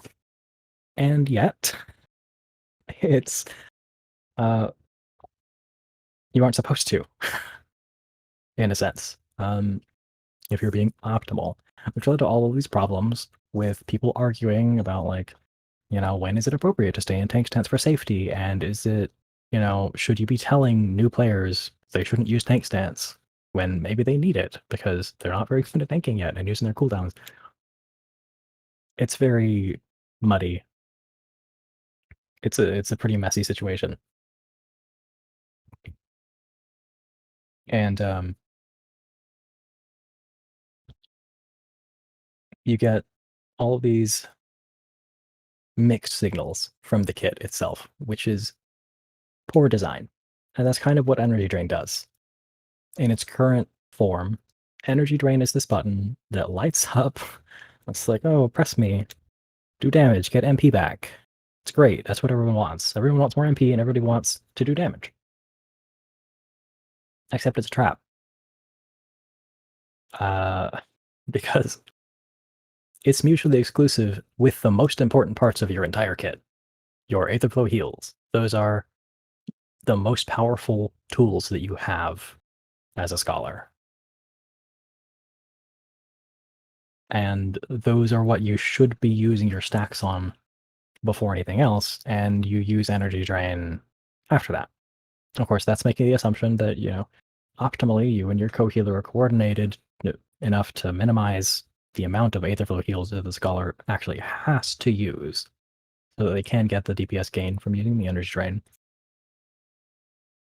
But ideally, if you are in a situation where you are choosing between casting Sucker and an energy drain versus casting Broil and Indom, Broil and Indom is always better. It's much more efficient. But it kind of baits players into wanting to use the energy drain, and so you just have this button on your bar that's very enticing, and you can press it and totally screw yourself over for like an entire minute if you use all of your stacks at once. And like that's just not a great thing. It's like, uh leaving a loaded gun on the table. It's like it's not really wise to just leave that option there. Like here's a gun that you can shoot yourself in the foot with.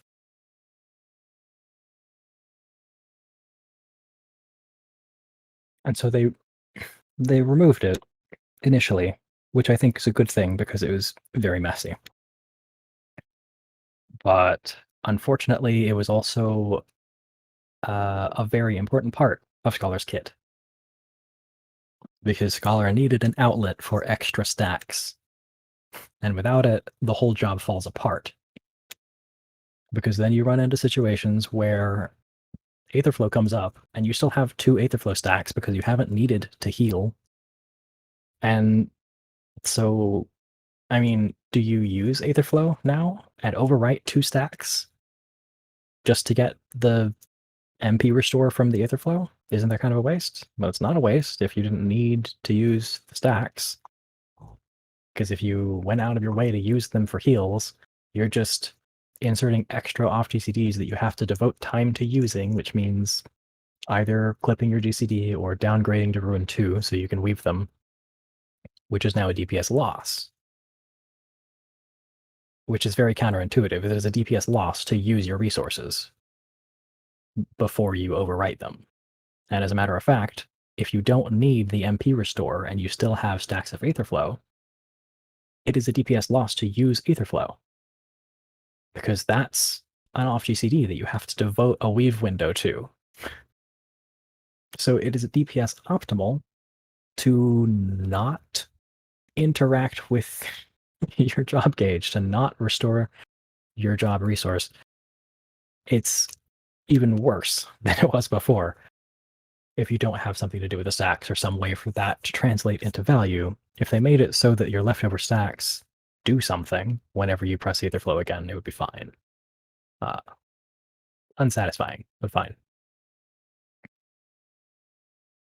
So when I talk about reward structure, a good way for them to implement energy drain that would be a good reward structure is if they made it so whenever you spend an Aetherflow stack on one of your healing, one of your other Aetherflow skills, you get a stack of energy drain, which you can then expend to use energy drain.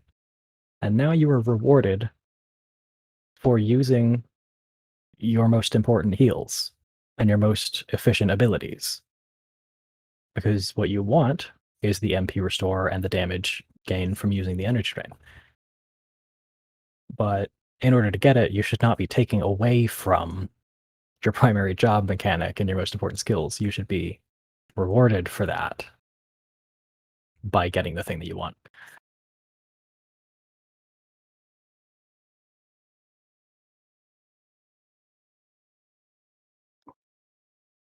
And there are still some problems with that because then you have a situation, you still have that situation where if you don't need to cast the heal, people don't need healing, then you're like, okay, well, do I have to weave now 2 abilities to get the energy drain?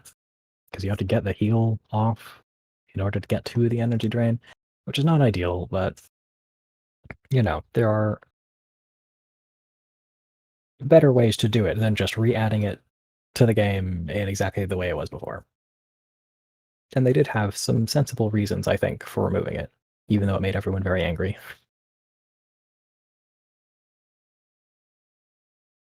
I mean, my preferred solution would be to actually change Energy Drain into an instant cast GCD to give Scholar more weave windows.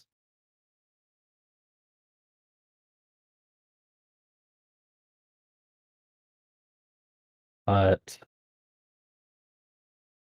yeah, and while we're talking about reward, the other big obvious example of reward is something that people have been suggesting for a very long time to solve Astra's MP problems, was to make draw restore MP. Very simple change, immediately makes the job more cohesive because you are now rewarded for interacting with your defining job mechanic. You're supposed to be drawing cards every time draw comes up, and now you're incentivized to do so. That's great. I love it. We need more of that in like every area of our kits.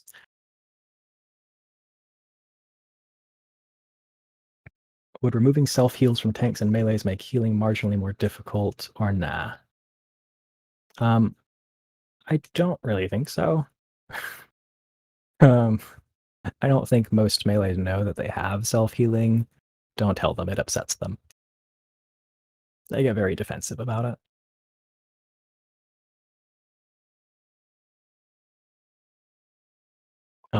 But I mean, as long as you're excluding warrior from that statement, because as we all know, warrior is a healer, not a tank. They're just a blue healer. See what I did there? Um, but no, I don't think it would really particularly matter. I mean, it just kind of removes some flavor and fun, I think, from some of the tanks. Like, a lot of people really enjoy the niche uses of clemency, and I think that having niche skills like that is valuable, just not too niche, like Fluid Aura.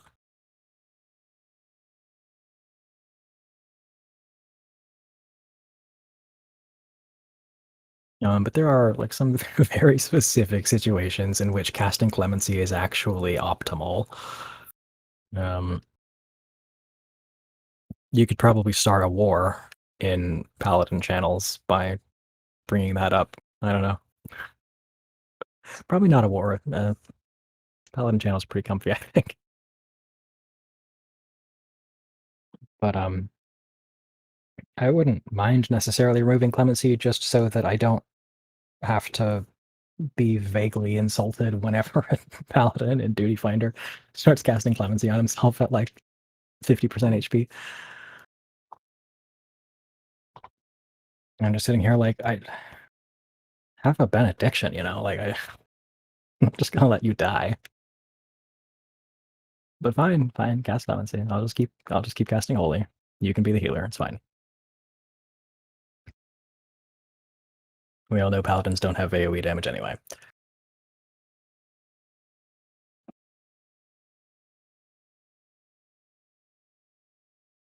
Um, but with reward structures, it's very difficult to make sure that you are actually creating a reward structure and not a punishment structure. Um, this has been a problem for some jobs in the past.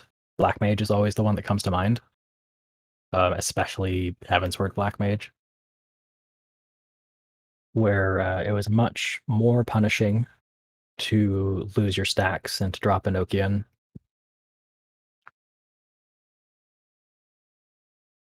And it was a lot easier to do so as well in many ways. Astral Fire and Umber stacks only lasted 10 seconds instead of 15 they last now. And you didn't get your stack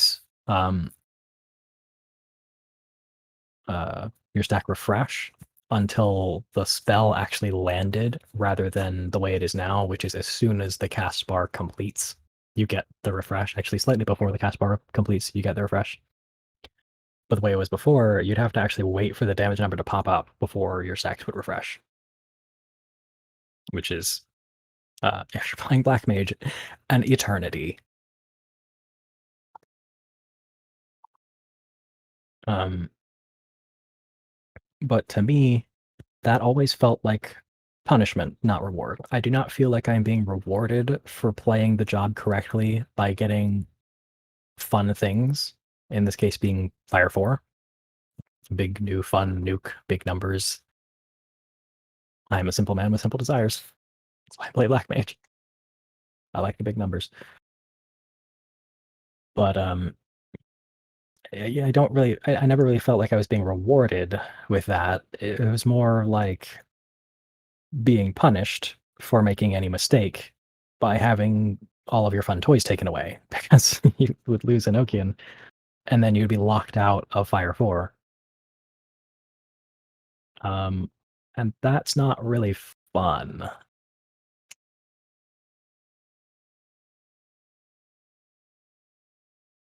Um, but kind of a similar thing with Modern Astro, which is done a lot better.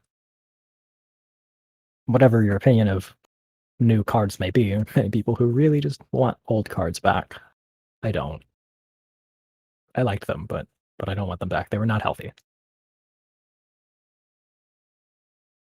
But the new card system, divination in particular, but really, I mean, even just the cards themselves, if you do it wrong, you still get the effect, right? If you play it with, if you just have 3 of the same seal and you press divination, you still get 4% damage boost for your whole party. If you do it right and you use 3 different seals, you get a 6% damage boost for your whole party. So it's not a matter of so much being punished for doing it wrong as it is being rewarded with a slightly stronger effect for doing it right, as opposed to it just being so binary. Things tend to feel a lot more punishing and a lot more like a punishment when it's completely binary. You either get the thing or you get absolutely nothing. And that tends to not be fun. Whereas this, it's, you're going to get the damage. But if you are a good boy and you do it right, then you get extra, which is a lot healthier, I think. Um,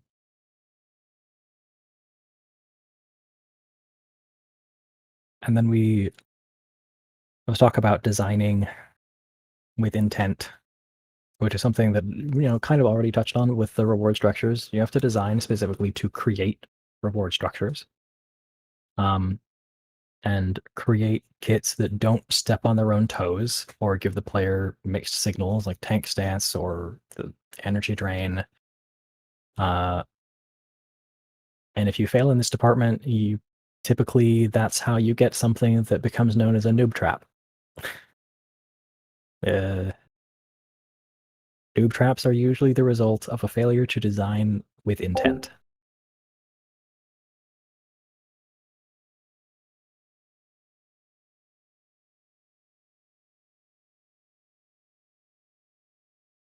So I could theoretically go back to playing 2.1 or another old patch, like FF14 Classic, and modern healing stays like it is now for modern patches, would I?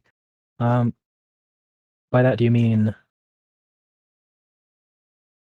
take modern healing and put it in the old patches, or do you mean just like straight go back in time, and then the modern servers stay the way they are? Because if it's just go back in time and the modern servers stay the way they are, I would jump ship so fast. Healing Coil was so much fun. And it holds up today. It's not just nostalgia. It was genuinely fun. It's genuinely different. The damage profiles are radically different from the way they are now. Even with accuracy, I'd take it. Warts and all. I still have my accuracy, well, some of my accuracy pentamelted crafted accessories. They cost me a fortune back in the day, alright? I'm not getting rid of them. I bankrupted myself for those.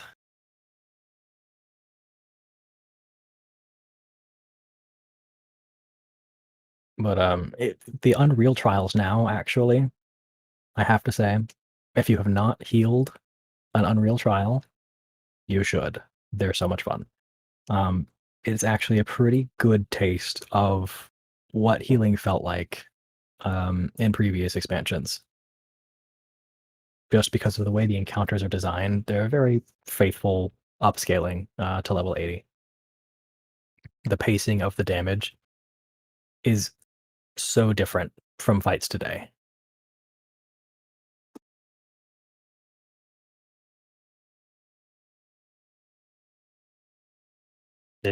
Yeah, it's absolutely a blast.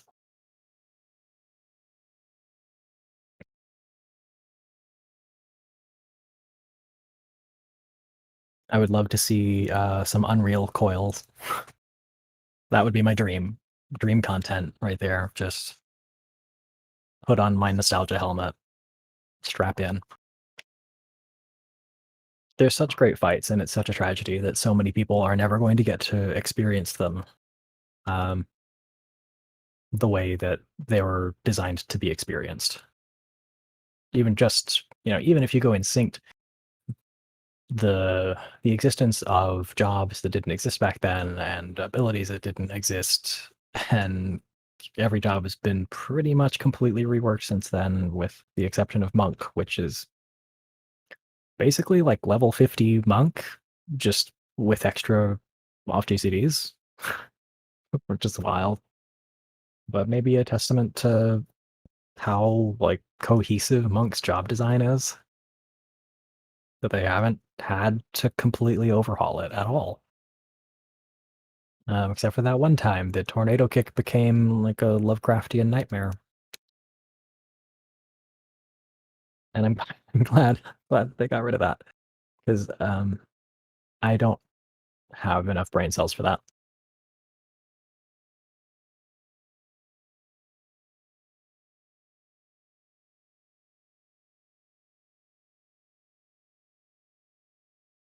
Um,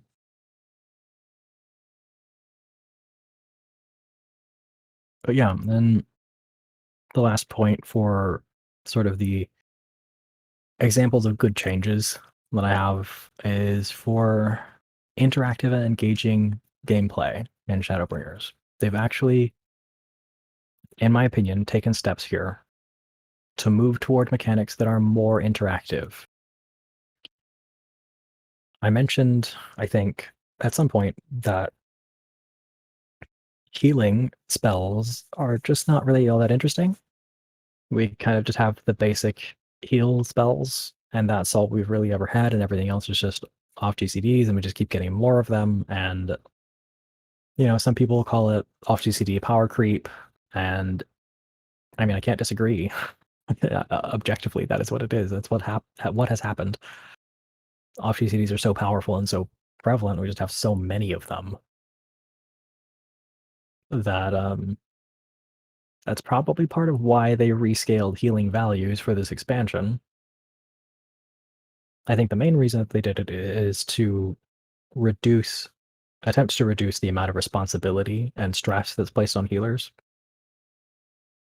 Um, because when all of your heals heal, 60% of a tank's HP, then in order to make that like an appropriate amount of health for you to be able to restore with one spell, the tanks have to be taking a lot of damage in big chunks very fast.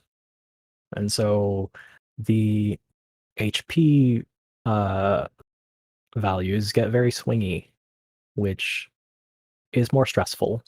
It gives you less time to react and creates more opportunities for failure.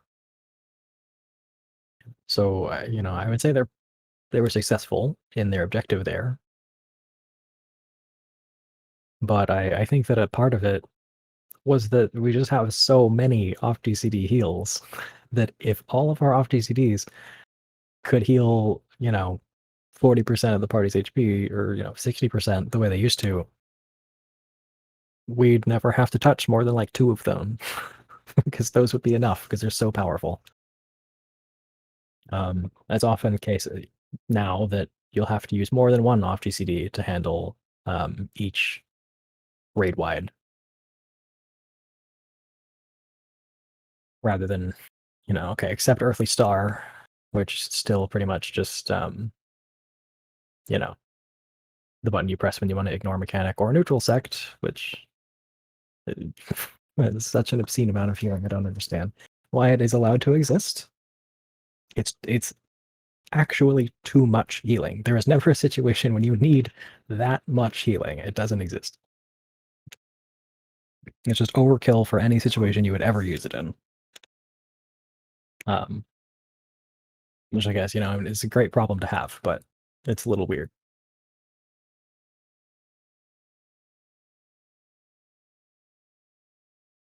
Um, but the big things that stand out to me in this expansion are just mechanically speaking, we've gotten a lot of new types of mechanics, or at least more emphasis on certain types of mechanics that they're kind of experimenting with GCD healing, which I would like to believe is a sign that maybe they're going to do something interesting with GCD healing and, moving forward and try to make that a part of our kit that we actually ever pay attention to instead of just having it be wasted design space. Um, I think Scholar already had deployment tactics, right? So they already had kind of this skill that interacts with a GCD heal, which makes it situationally worth using a GCD heal. In Scholar's case, unfortunately, the shield portion of Adlo is not GCD efficient on its own, even if you apply it to the whole party. The potency just isn't quite there for it to be worth using, like, when you could be hitting the boss instead. But, so it's mostly a downtime tool to prepare for incoming damage. But it's that kind of mechanic. So this expansion, we got Plenary Indulgence, which is just kind of a slight rework of the way it was already implemented. But Horoscope for Astro and the Lily Heals. And these are all instances of mechanics that make GCD healing situationally efficient. Neutral Sect actually is another example because it just gives you so much healing that it's impossible to feel that bad about using it. Like, I don't feel great about having to use a GCD heal, but if I'm gonna use I'm gonna cast a GCD AoE heal, it's kind of hard to feel bad about doing it when it's like 1200 potency, which is ridiculous. So, Sinistry as well, but Sinistry is a lot more niche. There aren't just a ton of places where it comes up as actually useful. It's mostly just used in dungeons as like a last resort. But the point being, GCD healing, situationally efficient, situationally worth interacting with these spells that we otherwise ignore. And so I'm hoping that we get more of that. I'm hoping that that is a precursor for job mechanics that involve the long abandoned part of our kit that's just been sitting there like uh, vestigial structures. Like, penguins still have finger bones in their fins, or flippers, or whatever you call them. I don't know. I'm not a penguin expert.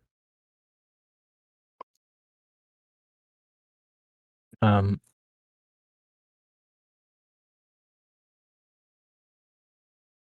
this is why I go on tangents, because now I'm thinking about penguins. Use case for Sinistry. Um, I don't think Square Enix can provide us with the use case for Sinistry. No, I mean, they exist. In previous expansions, previous raid tiers, there have been very, very good use cases for Sinistry where you would need to do split healing on on both the tanks who perhaps were very far away from each other.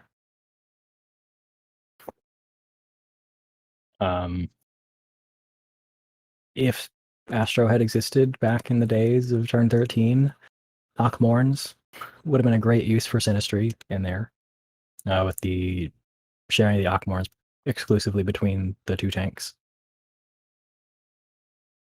But most of the time, you just like the ability to split the target is more of a novelty. Most of the time, it's pretty rare that you actually want to do it. Sometimes I do it. I will put Sinistry on a DPS if they eat an AoE and I'm about to have to heal the tank. I'll just throw Sinistry on the DPS, or vice versa. If I just have no choice but to cast Benefic 2 on a DPS because I don't have any stacks of Essential Dignity, then I might throw Sinistry on the tank to give them something while I cast Benefic 2 and cry about my life. Yeah, it's actually a very creative use of it to put it on the off tank, the tanking the tail in Leviathan Unreal, because the heal that they get from Sinistry when you are healing a different target does not proc Briny Veil.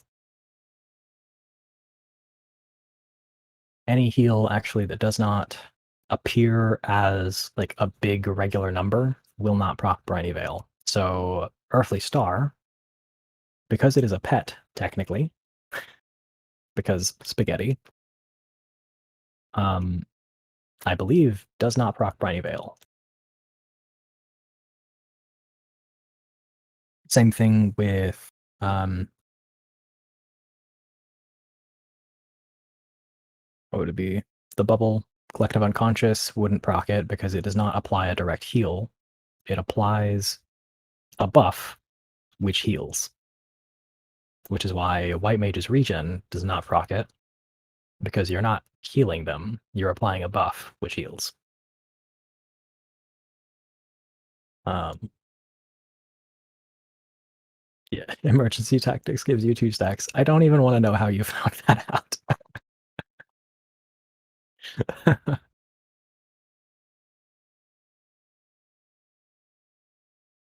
But yeah, I mean, yeah, as if we needed any more reasons to delete Scholar.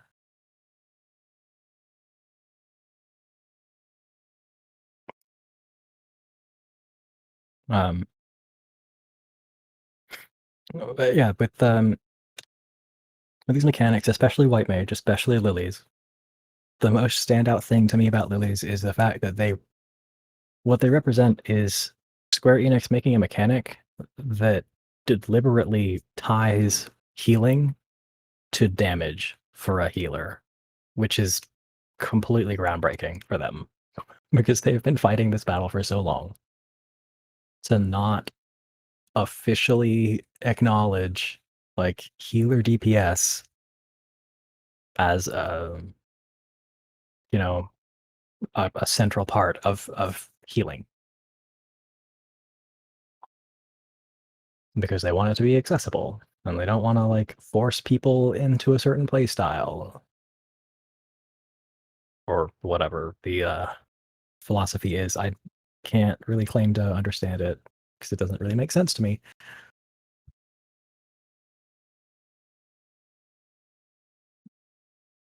But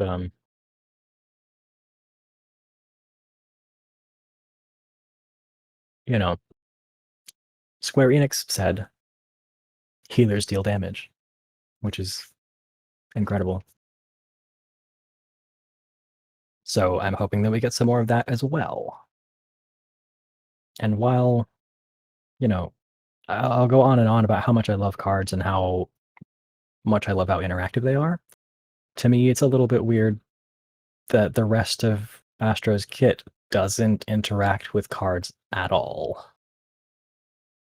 They're just there by themselves, just totally separated from everything else, from all of your healing abilities, from all of your other like utilities. We used to have time dilation and celestial opposition used to be a completely different skill, and they used to extend buffs that were cast by you, primarily cards, which was a great way for other parts of your kit to interact with your defining job mechanic, which is, playing Go Fish with yourself in the middle of life or death situations and going around slapping cards on people's foreheads.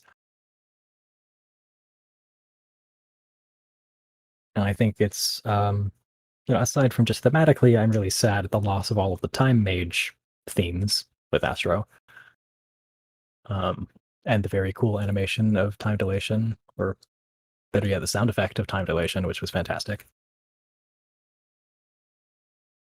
The fact that there were other parts of the kit that interacted with your primary mechanic was very healthy.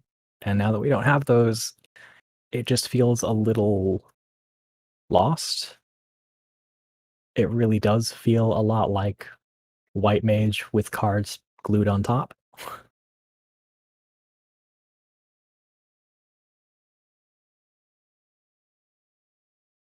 Even though it's not, but I mean,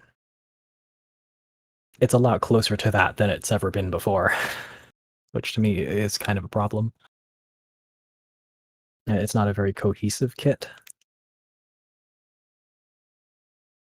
Even Scholar kind of does it better, just because their job mechanics are such an integral part of what they do. Like, if you don't use any Aetherflow skills on Scholar or the Fairy at all, you do like nothing. You're so useless. So you kind of can't get around it. But on Astro, you could ignore cards completely. You could pretend they don't exist. And like, would anybody really notice? Until they uploaded it to FFLogs? I doubt it.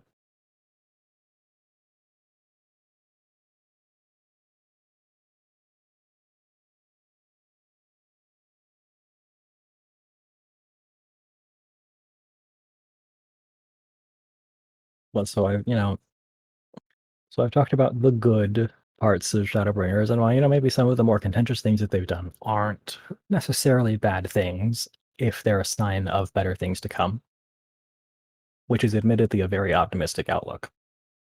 And I would not say that it's the most likely outcome either. The most likely outcome tends to be the most boring one with Square. They tend to be very risk averse.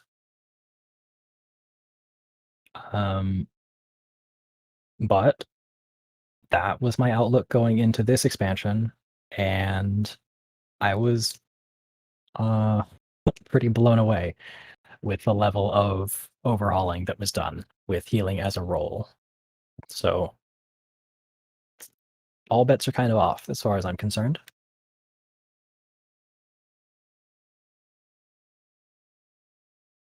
Um, but there are also some parts of what they did in this expansion that are really, not so good.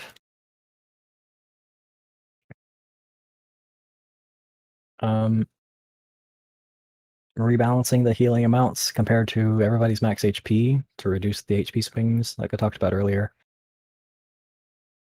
It does make it less stressful, but the other side of that is that it makes it a lot less urgent in general. Like, oh, the tank is dying. I'd better do something about that in a few GCDs, probably. And it also kind of reduces your agency as well, because the individual actions that you perform are not as impactful. Not that that's necessarily a huge problem, because healers in general are just incredibly powerful in this game.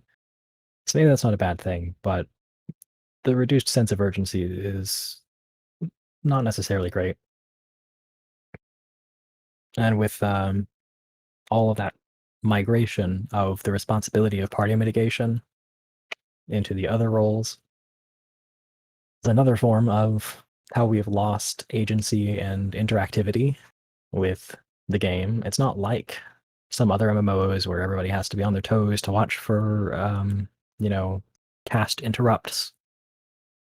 Some MMOs, that's a major mechanic, interrupting casts, and everybody kind of participates in that.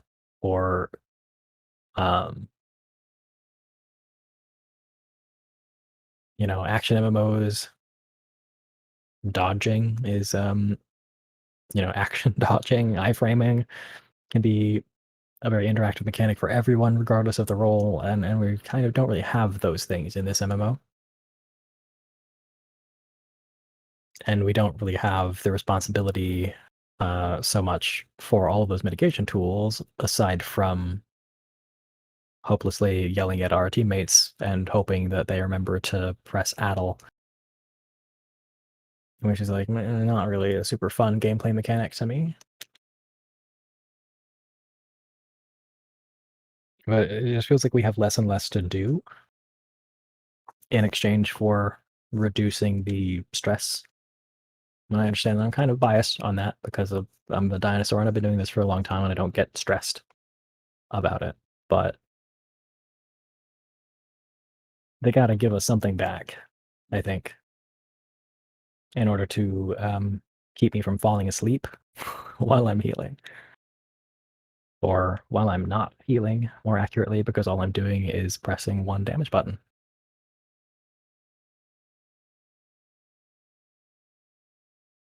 And my hope is that what they give us back is, something to make those heals more interactive so that we can pay attention to them again.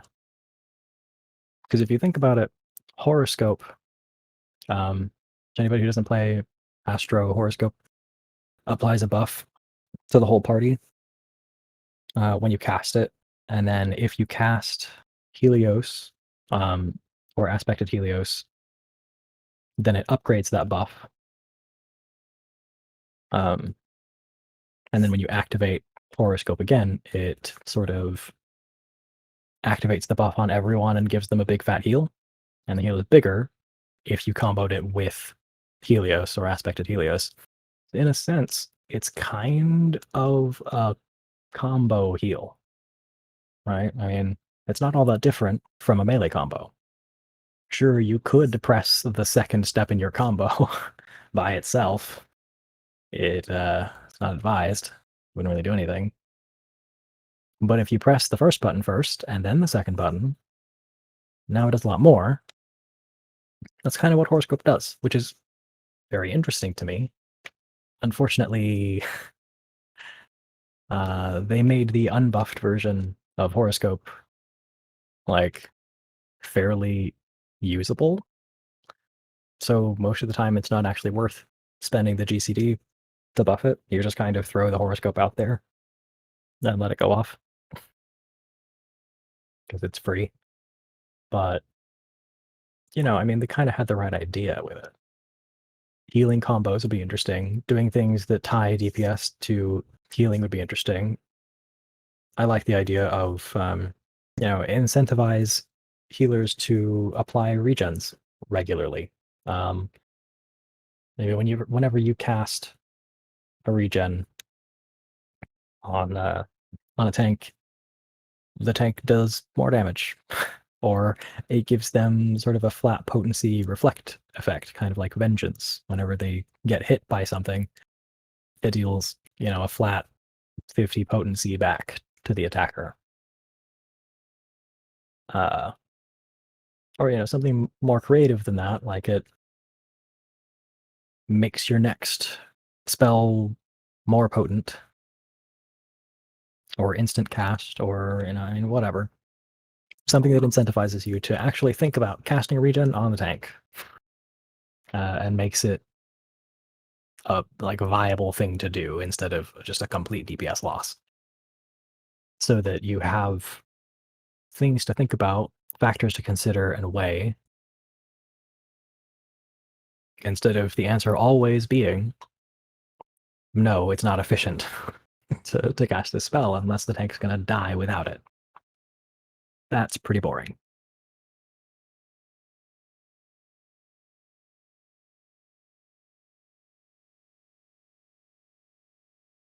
Um, and things that I haven't really touched on, which I'm just kind of going to leave up in the air for you all to decide if you want to ask about them, because we're like a billion years past time. My apologies again. Um, the so I'll just kind of put these out there and see if anybody wants to ask about them. The announcements surrounding Sage, not really about Sage, though I could talk about that. The very, very little information we have about what it might do. But also the announcements that went along with it that people talked about quite a lot, which was that they were explicitly defining pure healer versus barrier healer. Um,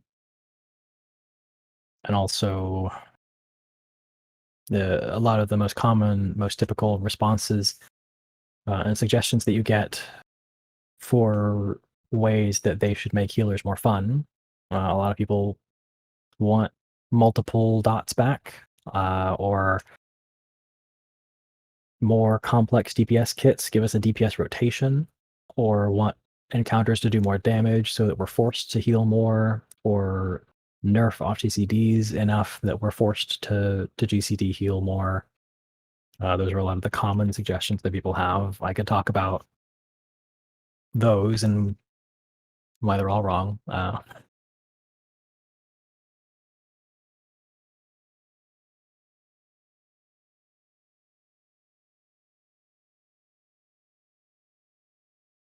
But I'll leave that up to you guys while I scroll back and see if I missed any questions.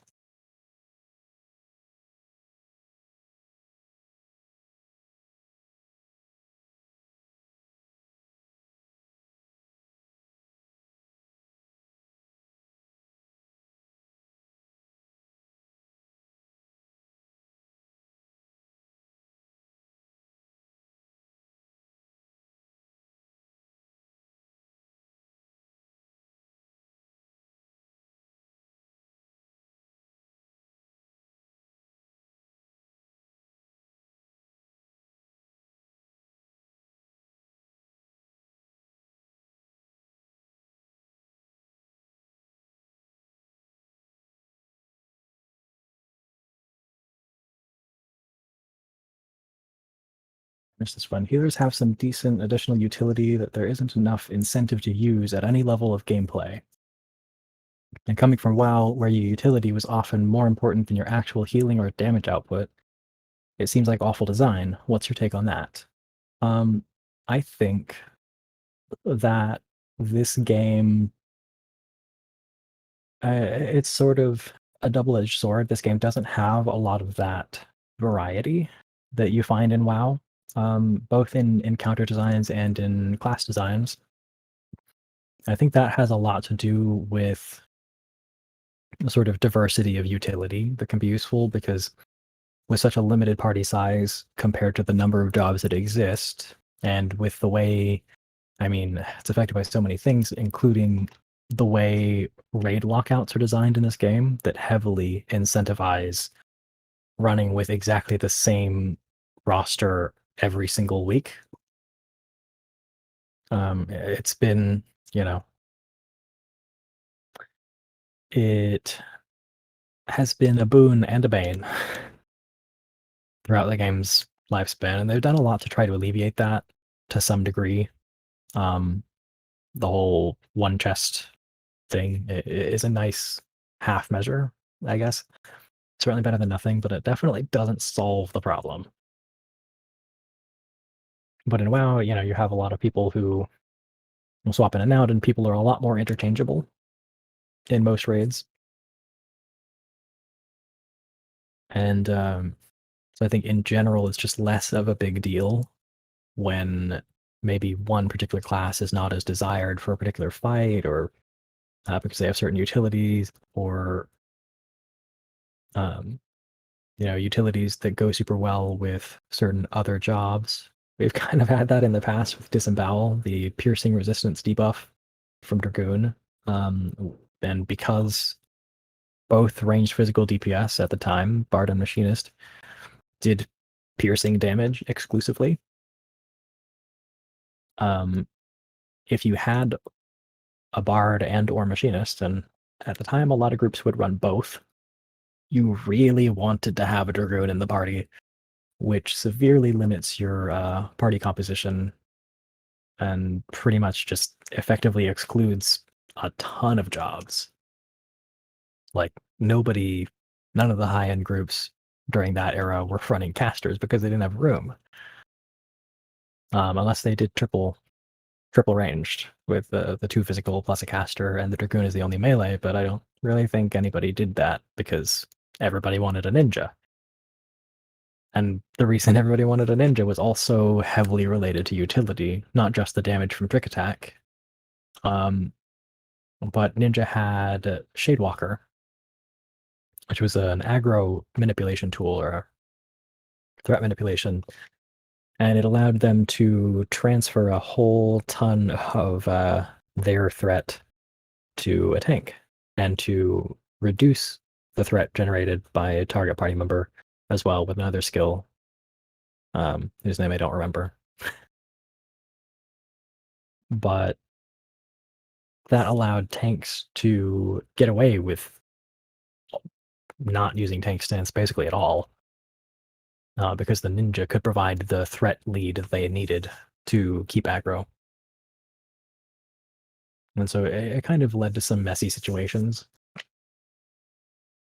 But I do really like niche abilities and utility in general, so it is kind of a shame that we don't have very many opportunities for that in this game, but maybe you can kind of scratch that itch in content like Eureka and with the lost actions and stuff. Though I wish that we had more wonky variety with those too, honestly.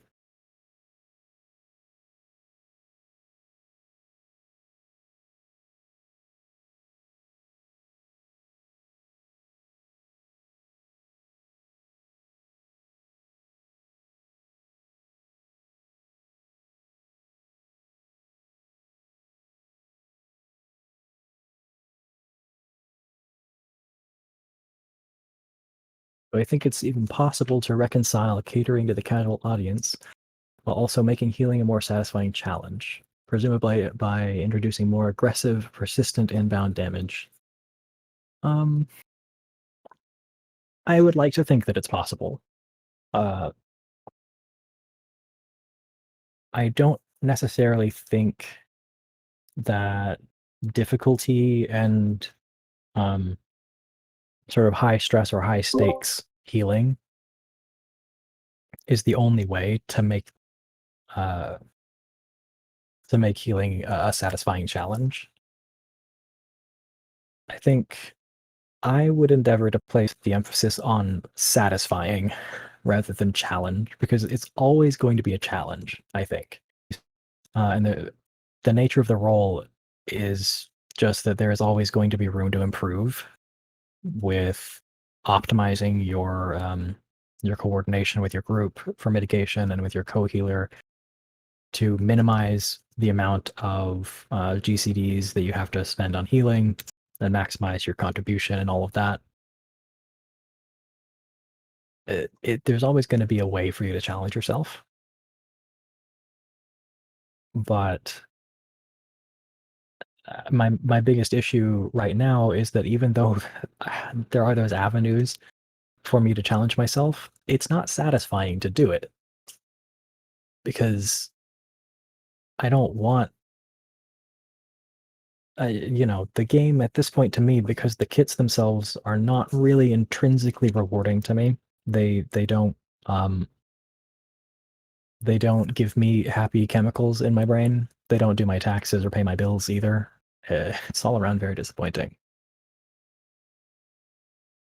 But so at this point, because of the gameplay itself, it's not really objectively all that satisfying.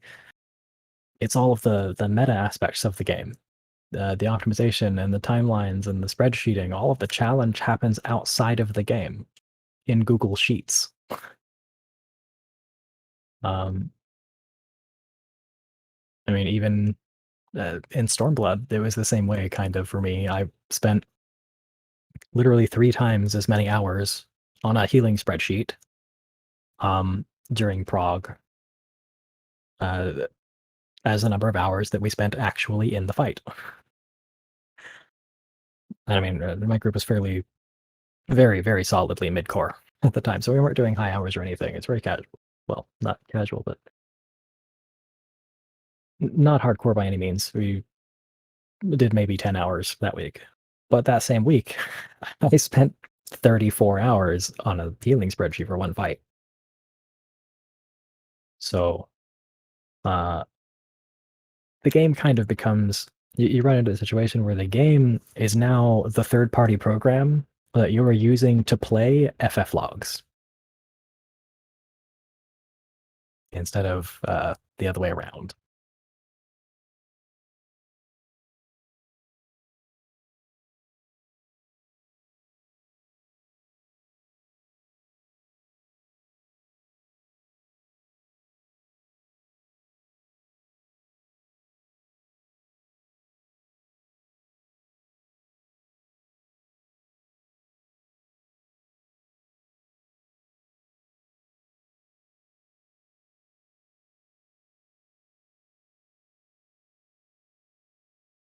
Somebody commented about dispels as well. That I kind of miss dispelling debuffs being like a thing that we really ever did in Savage Raids. I mean, you get the occasional one, but going back to Coil and such, it was a lot more common to have periodic debuffs that you would need to cleanse and react to very quickly, which was, a form of engagement. And mechanics like Prey and Allegan Field, where you would need to react to this debuff being placed on a random party member or 2 random party members, and you need to prevent all of the damage that was about to be dealt to them, because any damage dealt to them through your shields would result in something very bad happening. And like that was a pretty interesting thing while it was around. I'm not really sure why they've moved away from that, because I don't know, maybe we'll get more of that in the next expansion, because as they said, they're more explicitly defining barrier healers as its own sub role that they're presumably going to expect you to have for Savage Raids. Because they have said that Raid Finder, not Duty Finder, but Raid Finder for Savage content and newly released Extreme Trials will differentiate between pure healer and barrier healer in matchmaking. So they will have some more freedom, perhaps, to implement more mechanics that require shields like that.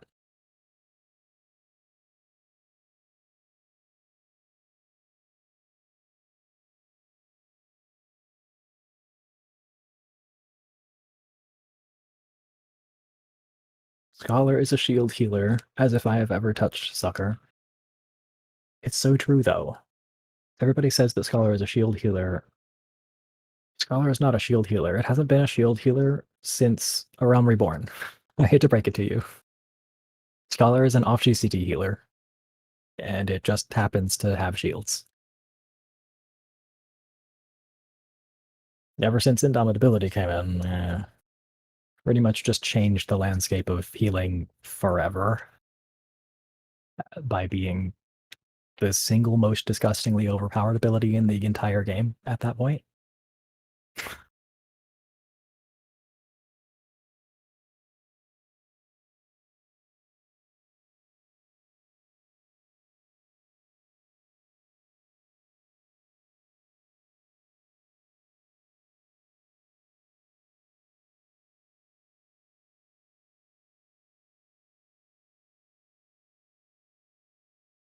I said all those things, like more dots or a full DPS rotation, were bad ideas. Can you elaborate?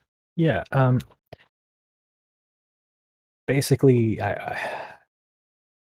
for various reasons. So giving us a full DPS type kit in order to give us, something interesting to work with is unfortunate. I mean, it's not necessarily a terrible idea, but unfortunately, it's just not something that Square is ever going to do. That's the one thing I will pretty comfortably say. I'm not usually one for making, you know, definitive statements about anything. But this one thing, I'm pretty confident that they will never ever give us DPS kits. Um, as much as I would love for them to. But the other things, like nerfing off DCDs or increasing encounter damage, not only are they just very unlikely to increase encounter damage because of their concerns with accessibility and not making things too difficult or too stressful, because they want to balance the jobs around sort of the lowest common denominator, for better or worse. And they also generally just kind of have this aversion to the entire concept of asking people to get better at the game, which, I mean, to me, I disagree. I think that's the point of video games. Video games are the only medium of entertainment that ask you to do something, and not just ask you to do something, but ask you to do it correctly or well.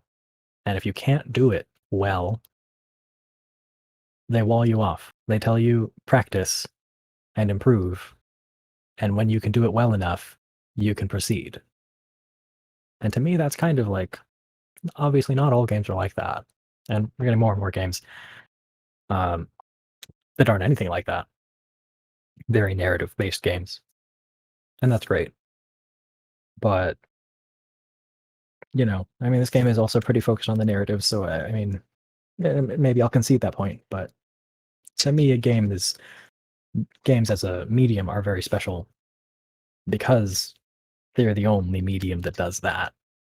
And if you don't want that, in my opinion, maybe you should like watch TV or read a book, because the book is not going to stop you after every chapter and quiz you about, like, the themes and symbolism of the previous chapter. And if you fail that quiz, you don't get to read the rest of the book.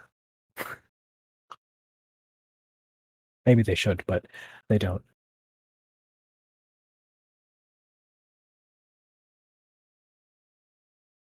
And yeah, clerics in Dungeons and Dragons are not healers. They're DPS. They're damage dealing classes that just also happen to have healing spells.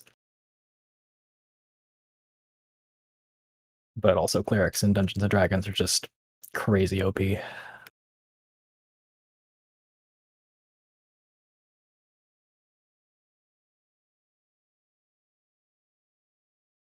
I think at one point you mentioned whack-a-mole style healing, and I don't remember if you said it to be negative, but would that not at the very least be more interesting than what we have now? The only times I feel alive as a healer is when my party messes up and I have to actually pick a target.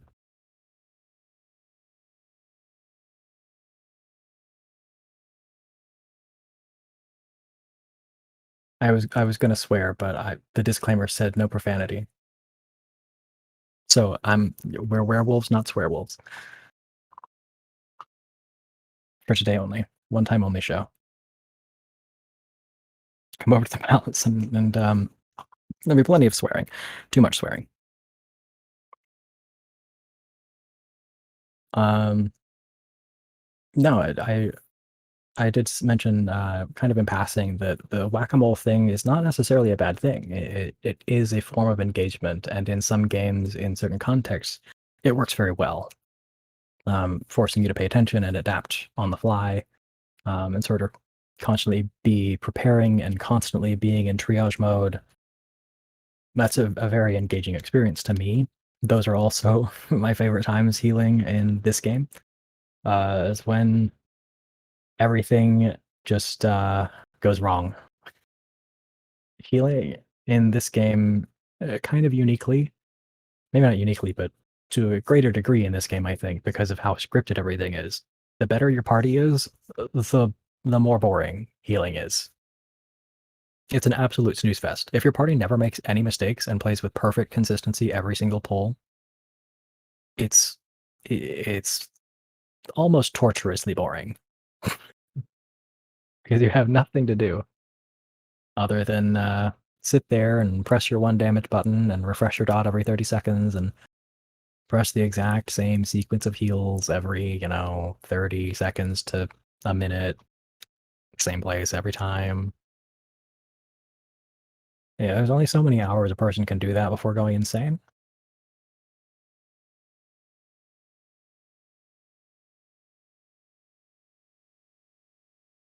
But that is why I very much enjoy healing in party finder groups and things that environments that are not necessarily so coordinated. Um, Especially if the fights are a little bit hectic, which is why I had so much fun in Party Finder with Titan Unreal. The most fun I've had healing in this game since Heavensward, hands down.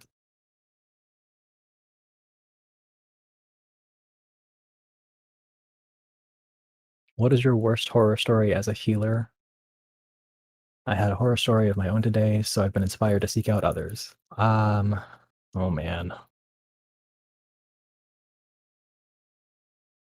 that's a tough one. I have many because I'm a dinosaur. Uh,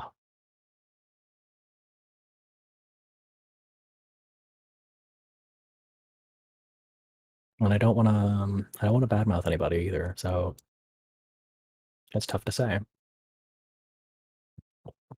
I I remember one of my formative experiences. Actually, it should be a good story, and it is kind of a horror story that many people will probably find relatable. When I was first switching to healer, I was originally a black mage main. It's my secret shame.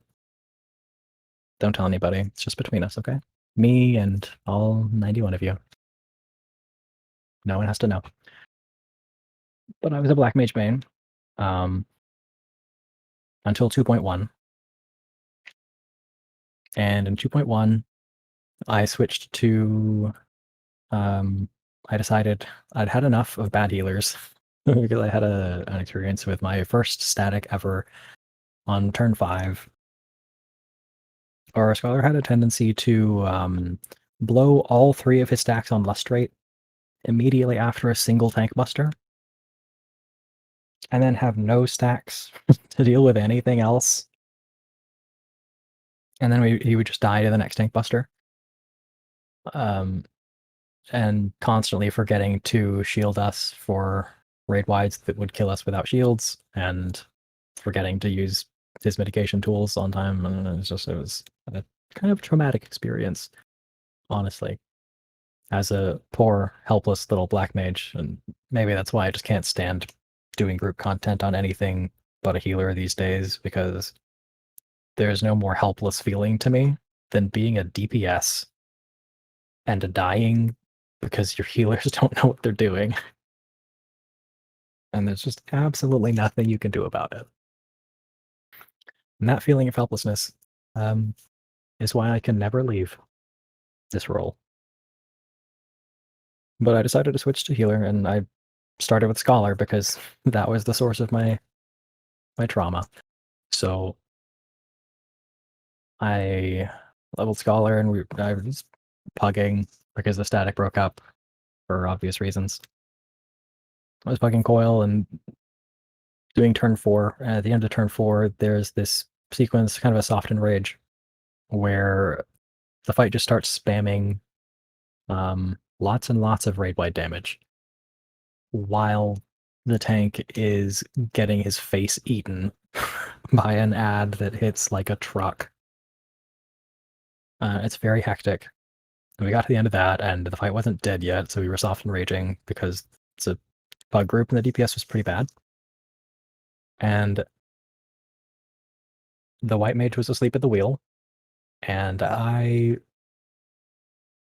used everything under the sun.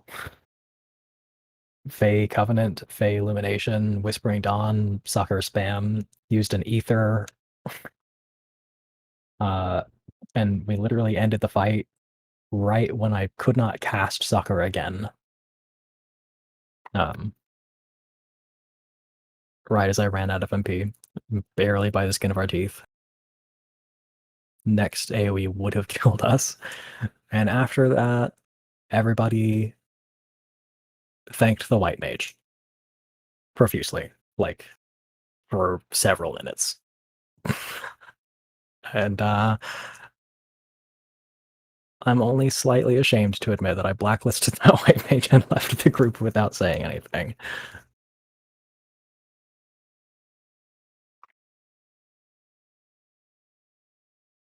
It's a thankless job sometimes. It's the moral of that story. And also, nobody other than healers has any idea what we do.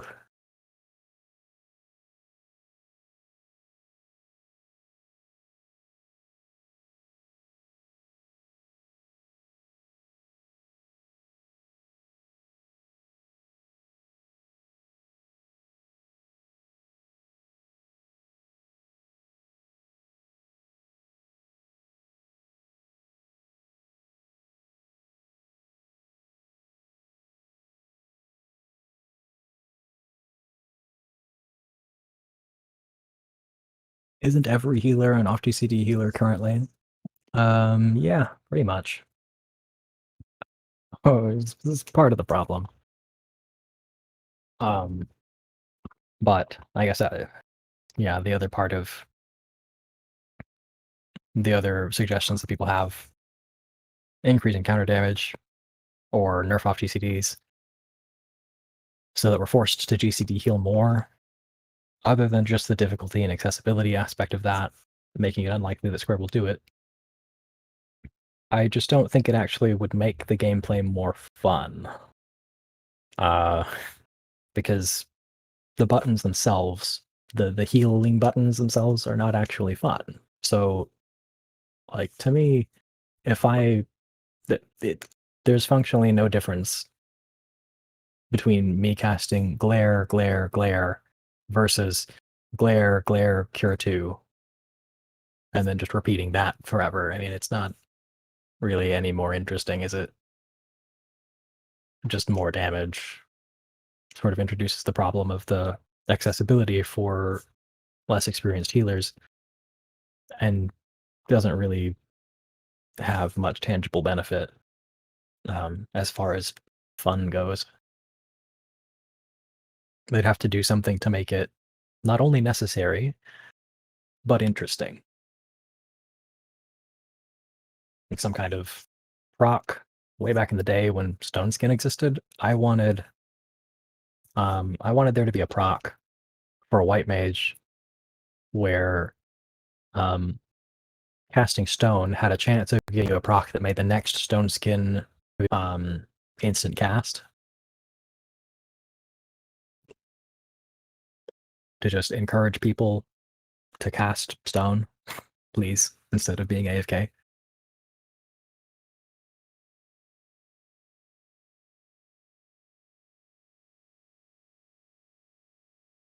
Do you think it's likely that item level will be or will push the need away from having shield healers? Hopefully, Scholar and Sage damage is good enough that White Mage and Astro won't be the optimal combo. For the most part, they design every encounter of the appropriate like difficulty rating anyway. Generally, Savage content and Ultimate content exclusively. They don't even usually design extreme fights that require shields, I don't think. But then again, we're also usually have the potential of being fairly overgeared for the extreme fight when it releases. So maybe that's not necessarily the most accurate comparison.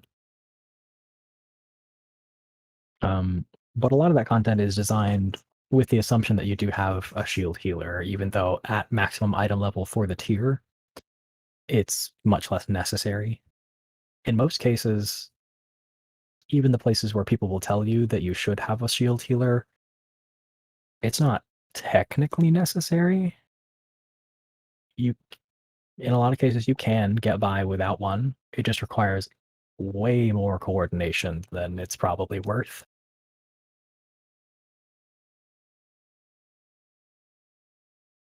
And it eats up a lot of other resources and mitigation and things that you might otherwise be able to use more efficiently because you have to concentrate them on these specific things that you would normally have shields for. Um, but no, for the most part, I don't think that the need for shields is going to change. If anything, I would expect shields to become more mandatory in the next expansion for Savage raids.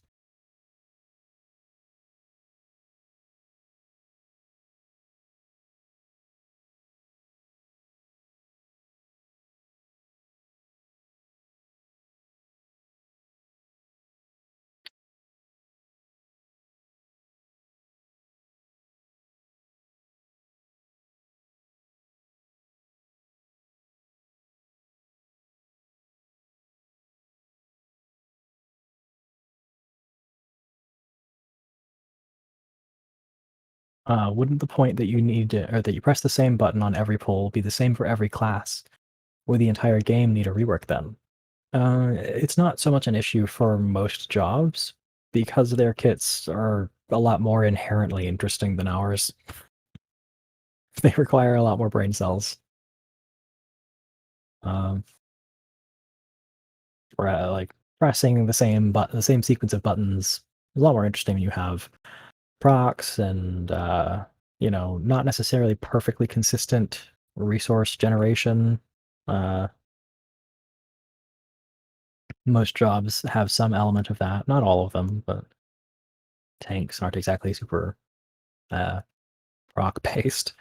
But they have more interactive kits certainly than we do, and get to use a lot more of their kits, than we do as healers.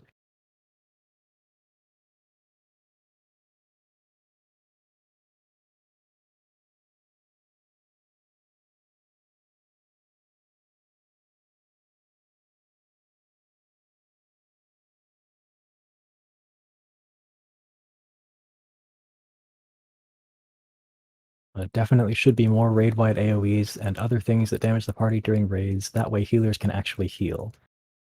It's an interesting point, actually, the shift over the expansions toward more raid-wide AoEs and away from tank damage. It's kind of, I don't know which came first, really, the chicken or the egg. Whether that was a response to us having so many off-GCD AoE heals, or whether they gave us that many of those kinds of heals because that's how they were going to design the fights. Uh, but I don't know that is necessarily like a great thing. It's better than if it were high tank damage and we had exactly the same kits as we do now, because we've had some high tank damage fights with kits like these, and they're torture. Because Cure 2 is not a fun button to press.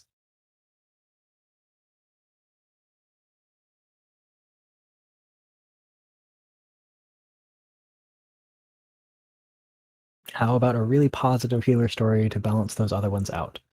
Um, every time I rescue someone from something that would have otherwise definitely killed them, and they thank me for it,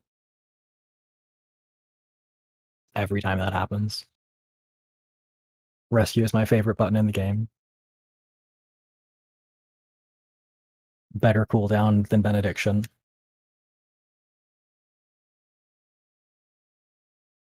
My static Discord had a dedicated channel called Rescue Rangers that was dedicated to Twitch clips of my rescue plays.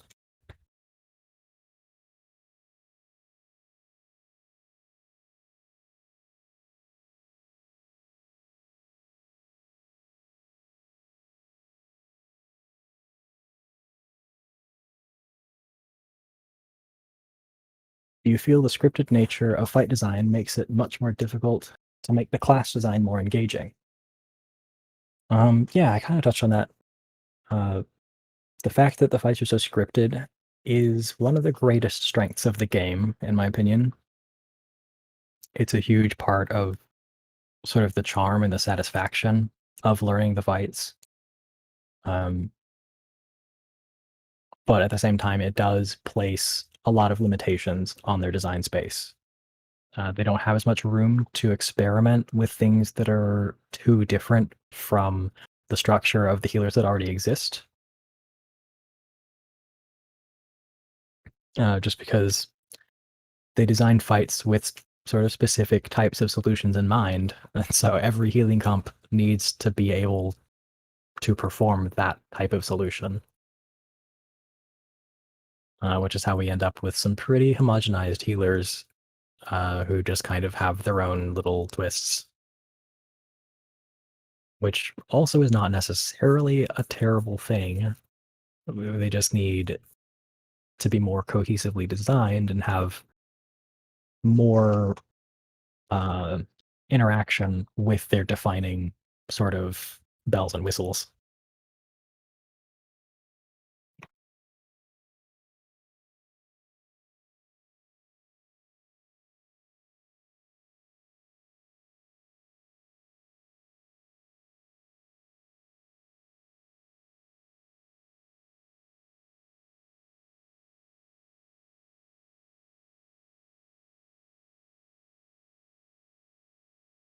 Let's see. I had a few questions as well from people in the balance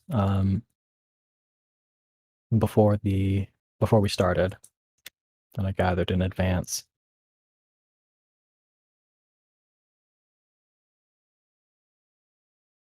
Let's see. I've already answered several of these, but one of the most interesting questions here, I think, is FF Log's culture bad for people learning to heal? That's a big question. You could do an entire show on FF Log's culture.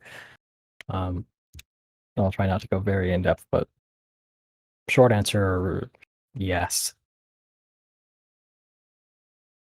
I do. It's pretty indisputable that it has changed the landscape uh, for the entire game, in the rating scene at least. And for better or worse, the rating scene has sort of a trickle down effect on the rest of the community when it comes to public perception and, um, sort of common knowledge or common misconceptions, even. Um, so a lot of those things, a lot of those mentalities and statements can often be taken out of context. Uh, Not necessarily taken out of context, but as they pass through the grapevine and people hear these things, they're hearing them very out of context, and the people up the chain may not necessarily have fully understood uh, the why behind why that was said. Like, that's how we end up with things being greatly exaggerated, like class balance at many points in the game has been greatly exaggerated. The gap between, for instance, a white mage and an Astro's DPS contribution. Um, Mainly talking about in Stormblood, but the same kind of applies in this expansion. I'm not as familiar with the numbers specifically, but in Stormblood there were points where white mage was very unpopular. I mean, there weren't points where white mage was very unpopular. Those were not part of the same grammatical clause. White mage was very unpopular in Stormblood. uh, and there were points where the gap between white mage and Astro was not very big in practice, because the sad reality is that yes, Astro has an incredible potential, has an incredible raid DPS ceiling, but in say a very average group, your buffs are not contributing that much because they're dependent on the people that you're buffing. And if the people that you're buffing are not performing all that well, um, you're not really getting your money's worth. you could say, compared to a white mage where all of their potency is just right there up front. As one of the defining characteristics of white mage even today. Their strength is accessible. That's kind of their identifier. Their skills do what they say on the tin. The potency is all right there. It's not hidden behind anything. It's not a few steps removed. It's not tied up in raid DPS and your party's performance. It's just glare hits really hard. That is your contribution. That is your raid utility. Like the samurai and the black mage meme. My damage is my utility, but it's the truth for white mage. And that is its own kind of strength that a lot of people have not properly appreciated at various points in the game.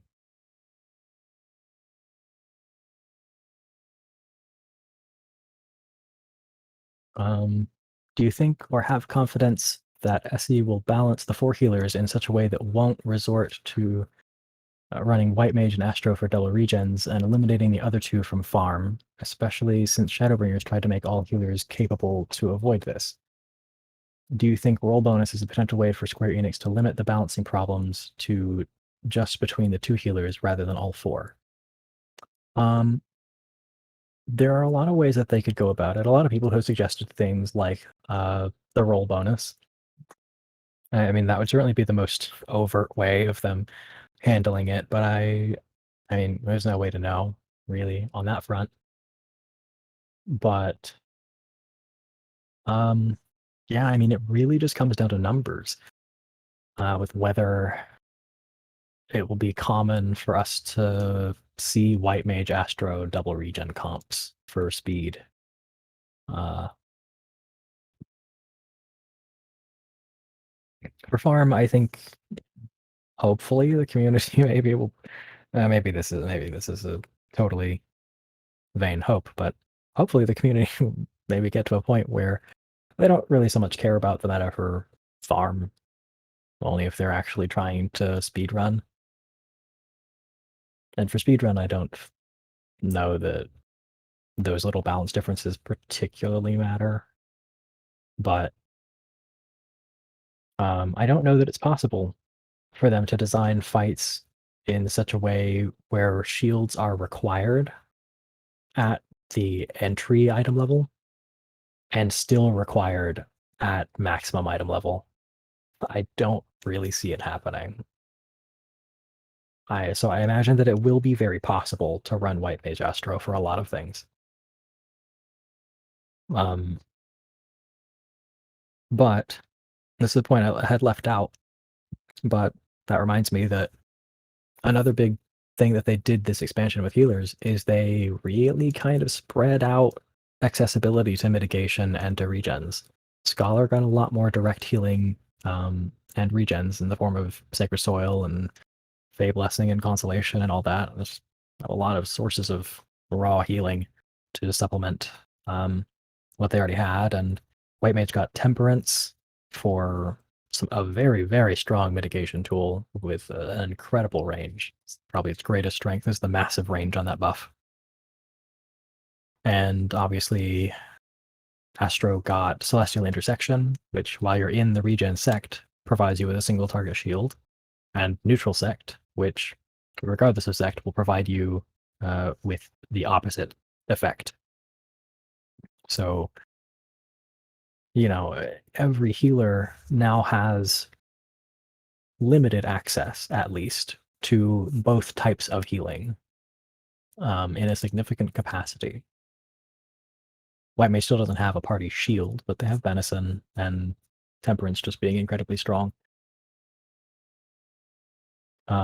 So, in some senses, it's a lot less important currently whether you have quote unquote a regen or a shield healer, because even if you are a regen healer, you have mitigation.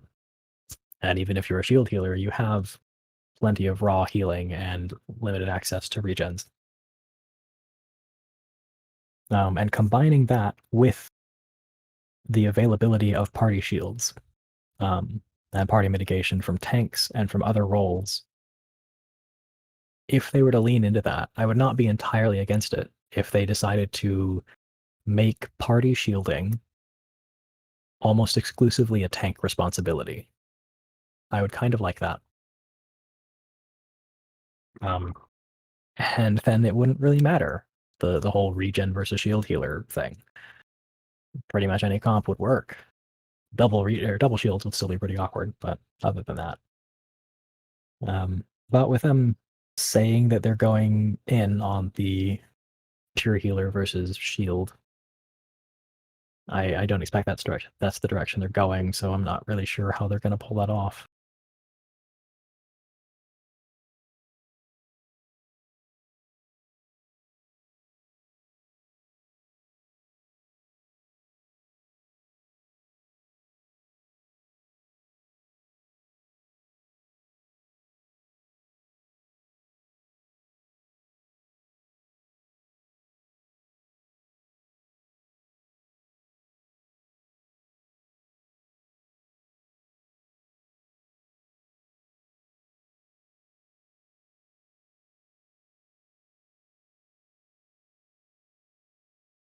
But I feel kind of bad about taking up not only so much of all of your time, but especially our poor host's time who can't actually leave until I stop talking.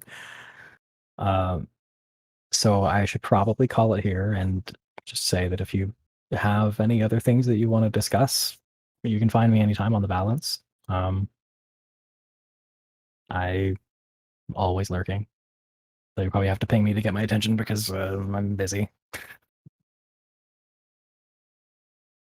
And unless the healer general is full of Rothgar picks, I can't be bothered to look at it most of the time.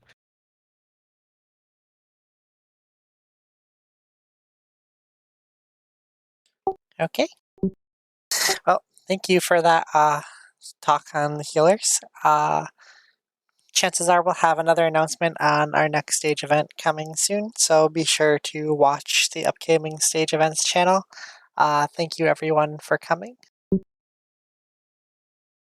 Yeah, thank you for being a wonderful audience and participating. I was worried that I was going to have to pull teeth, and I'm not a licensed dentist, so I appreciate that. All right, see everyone next time. Bye.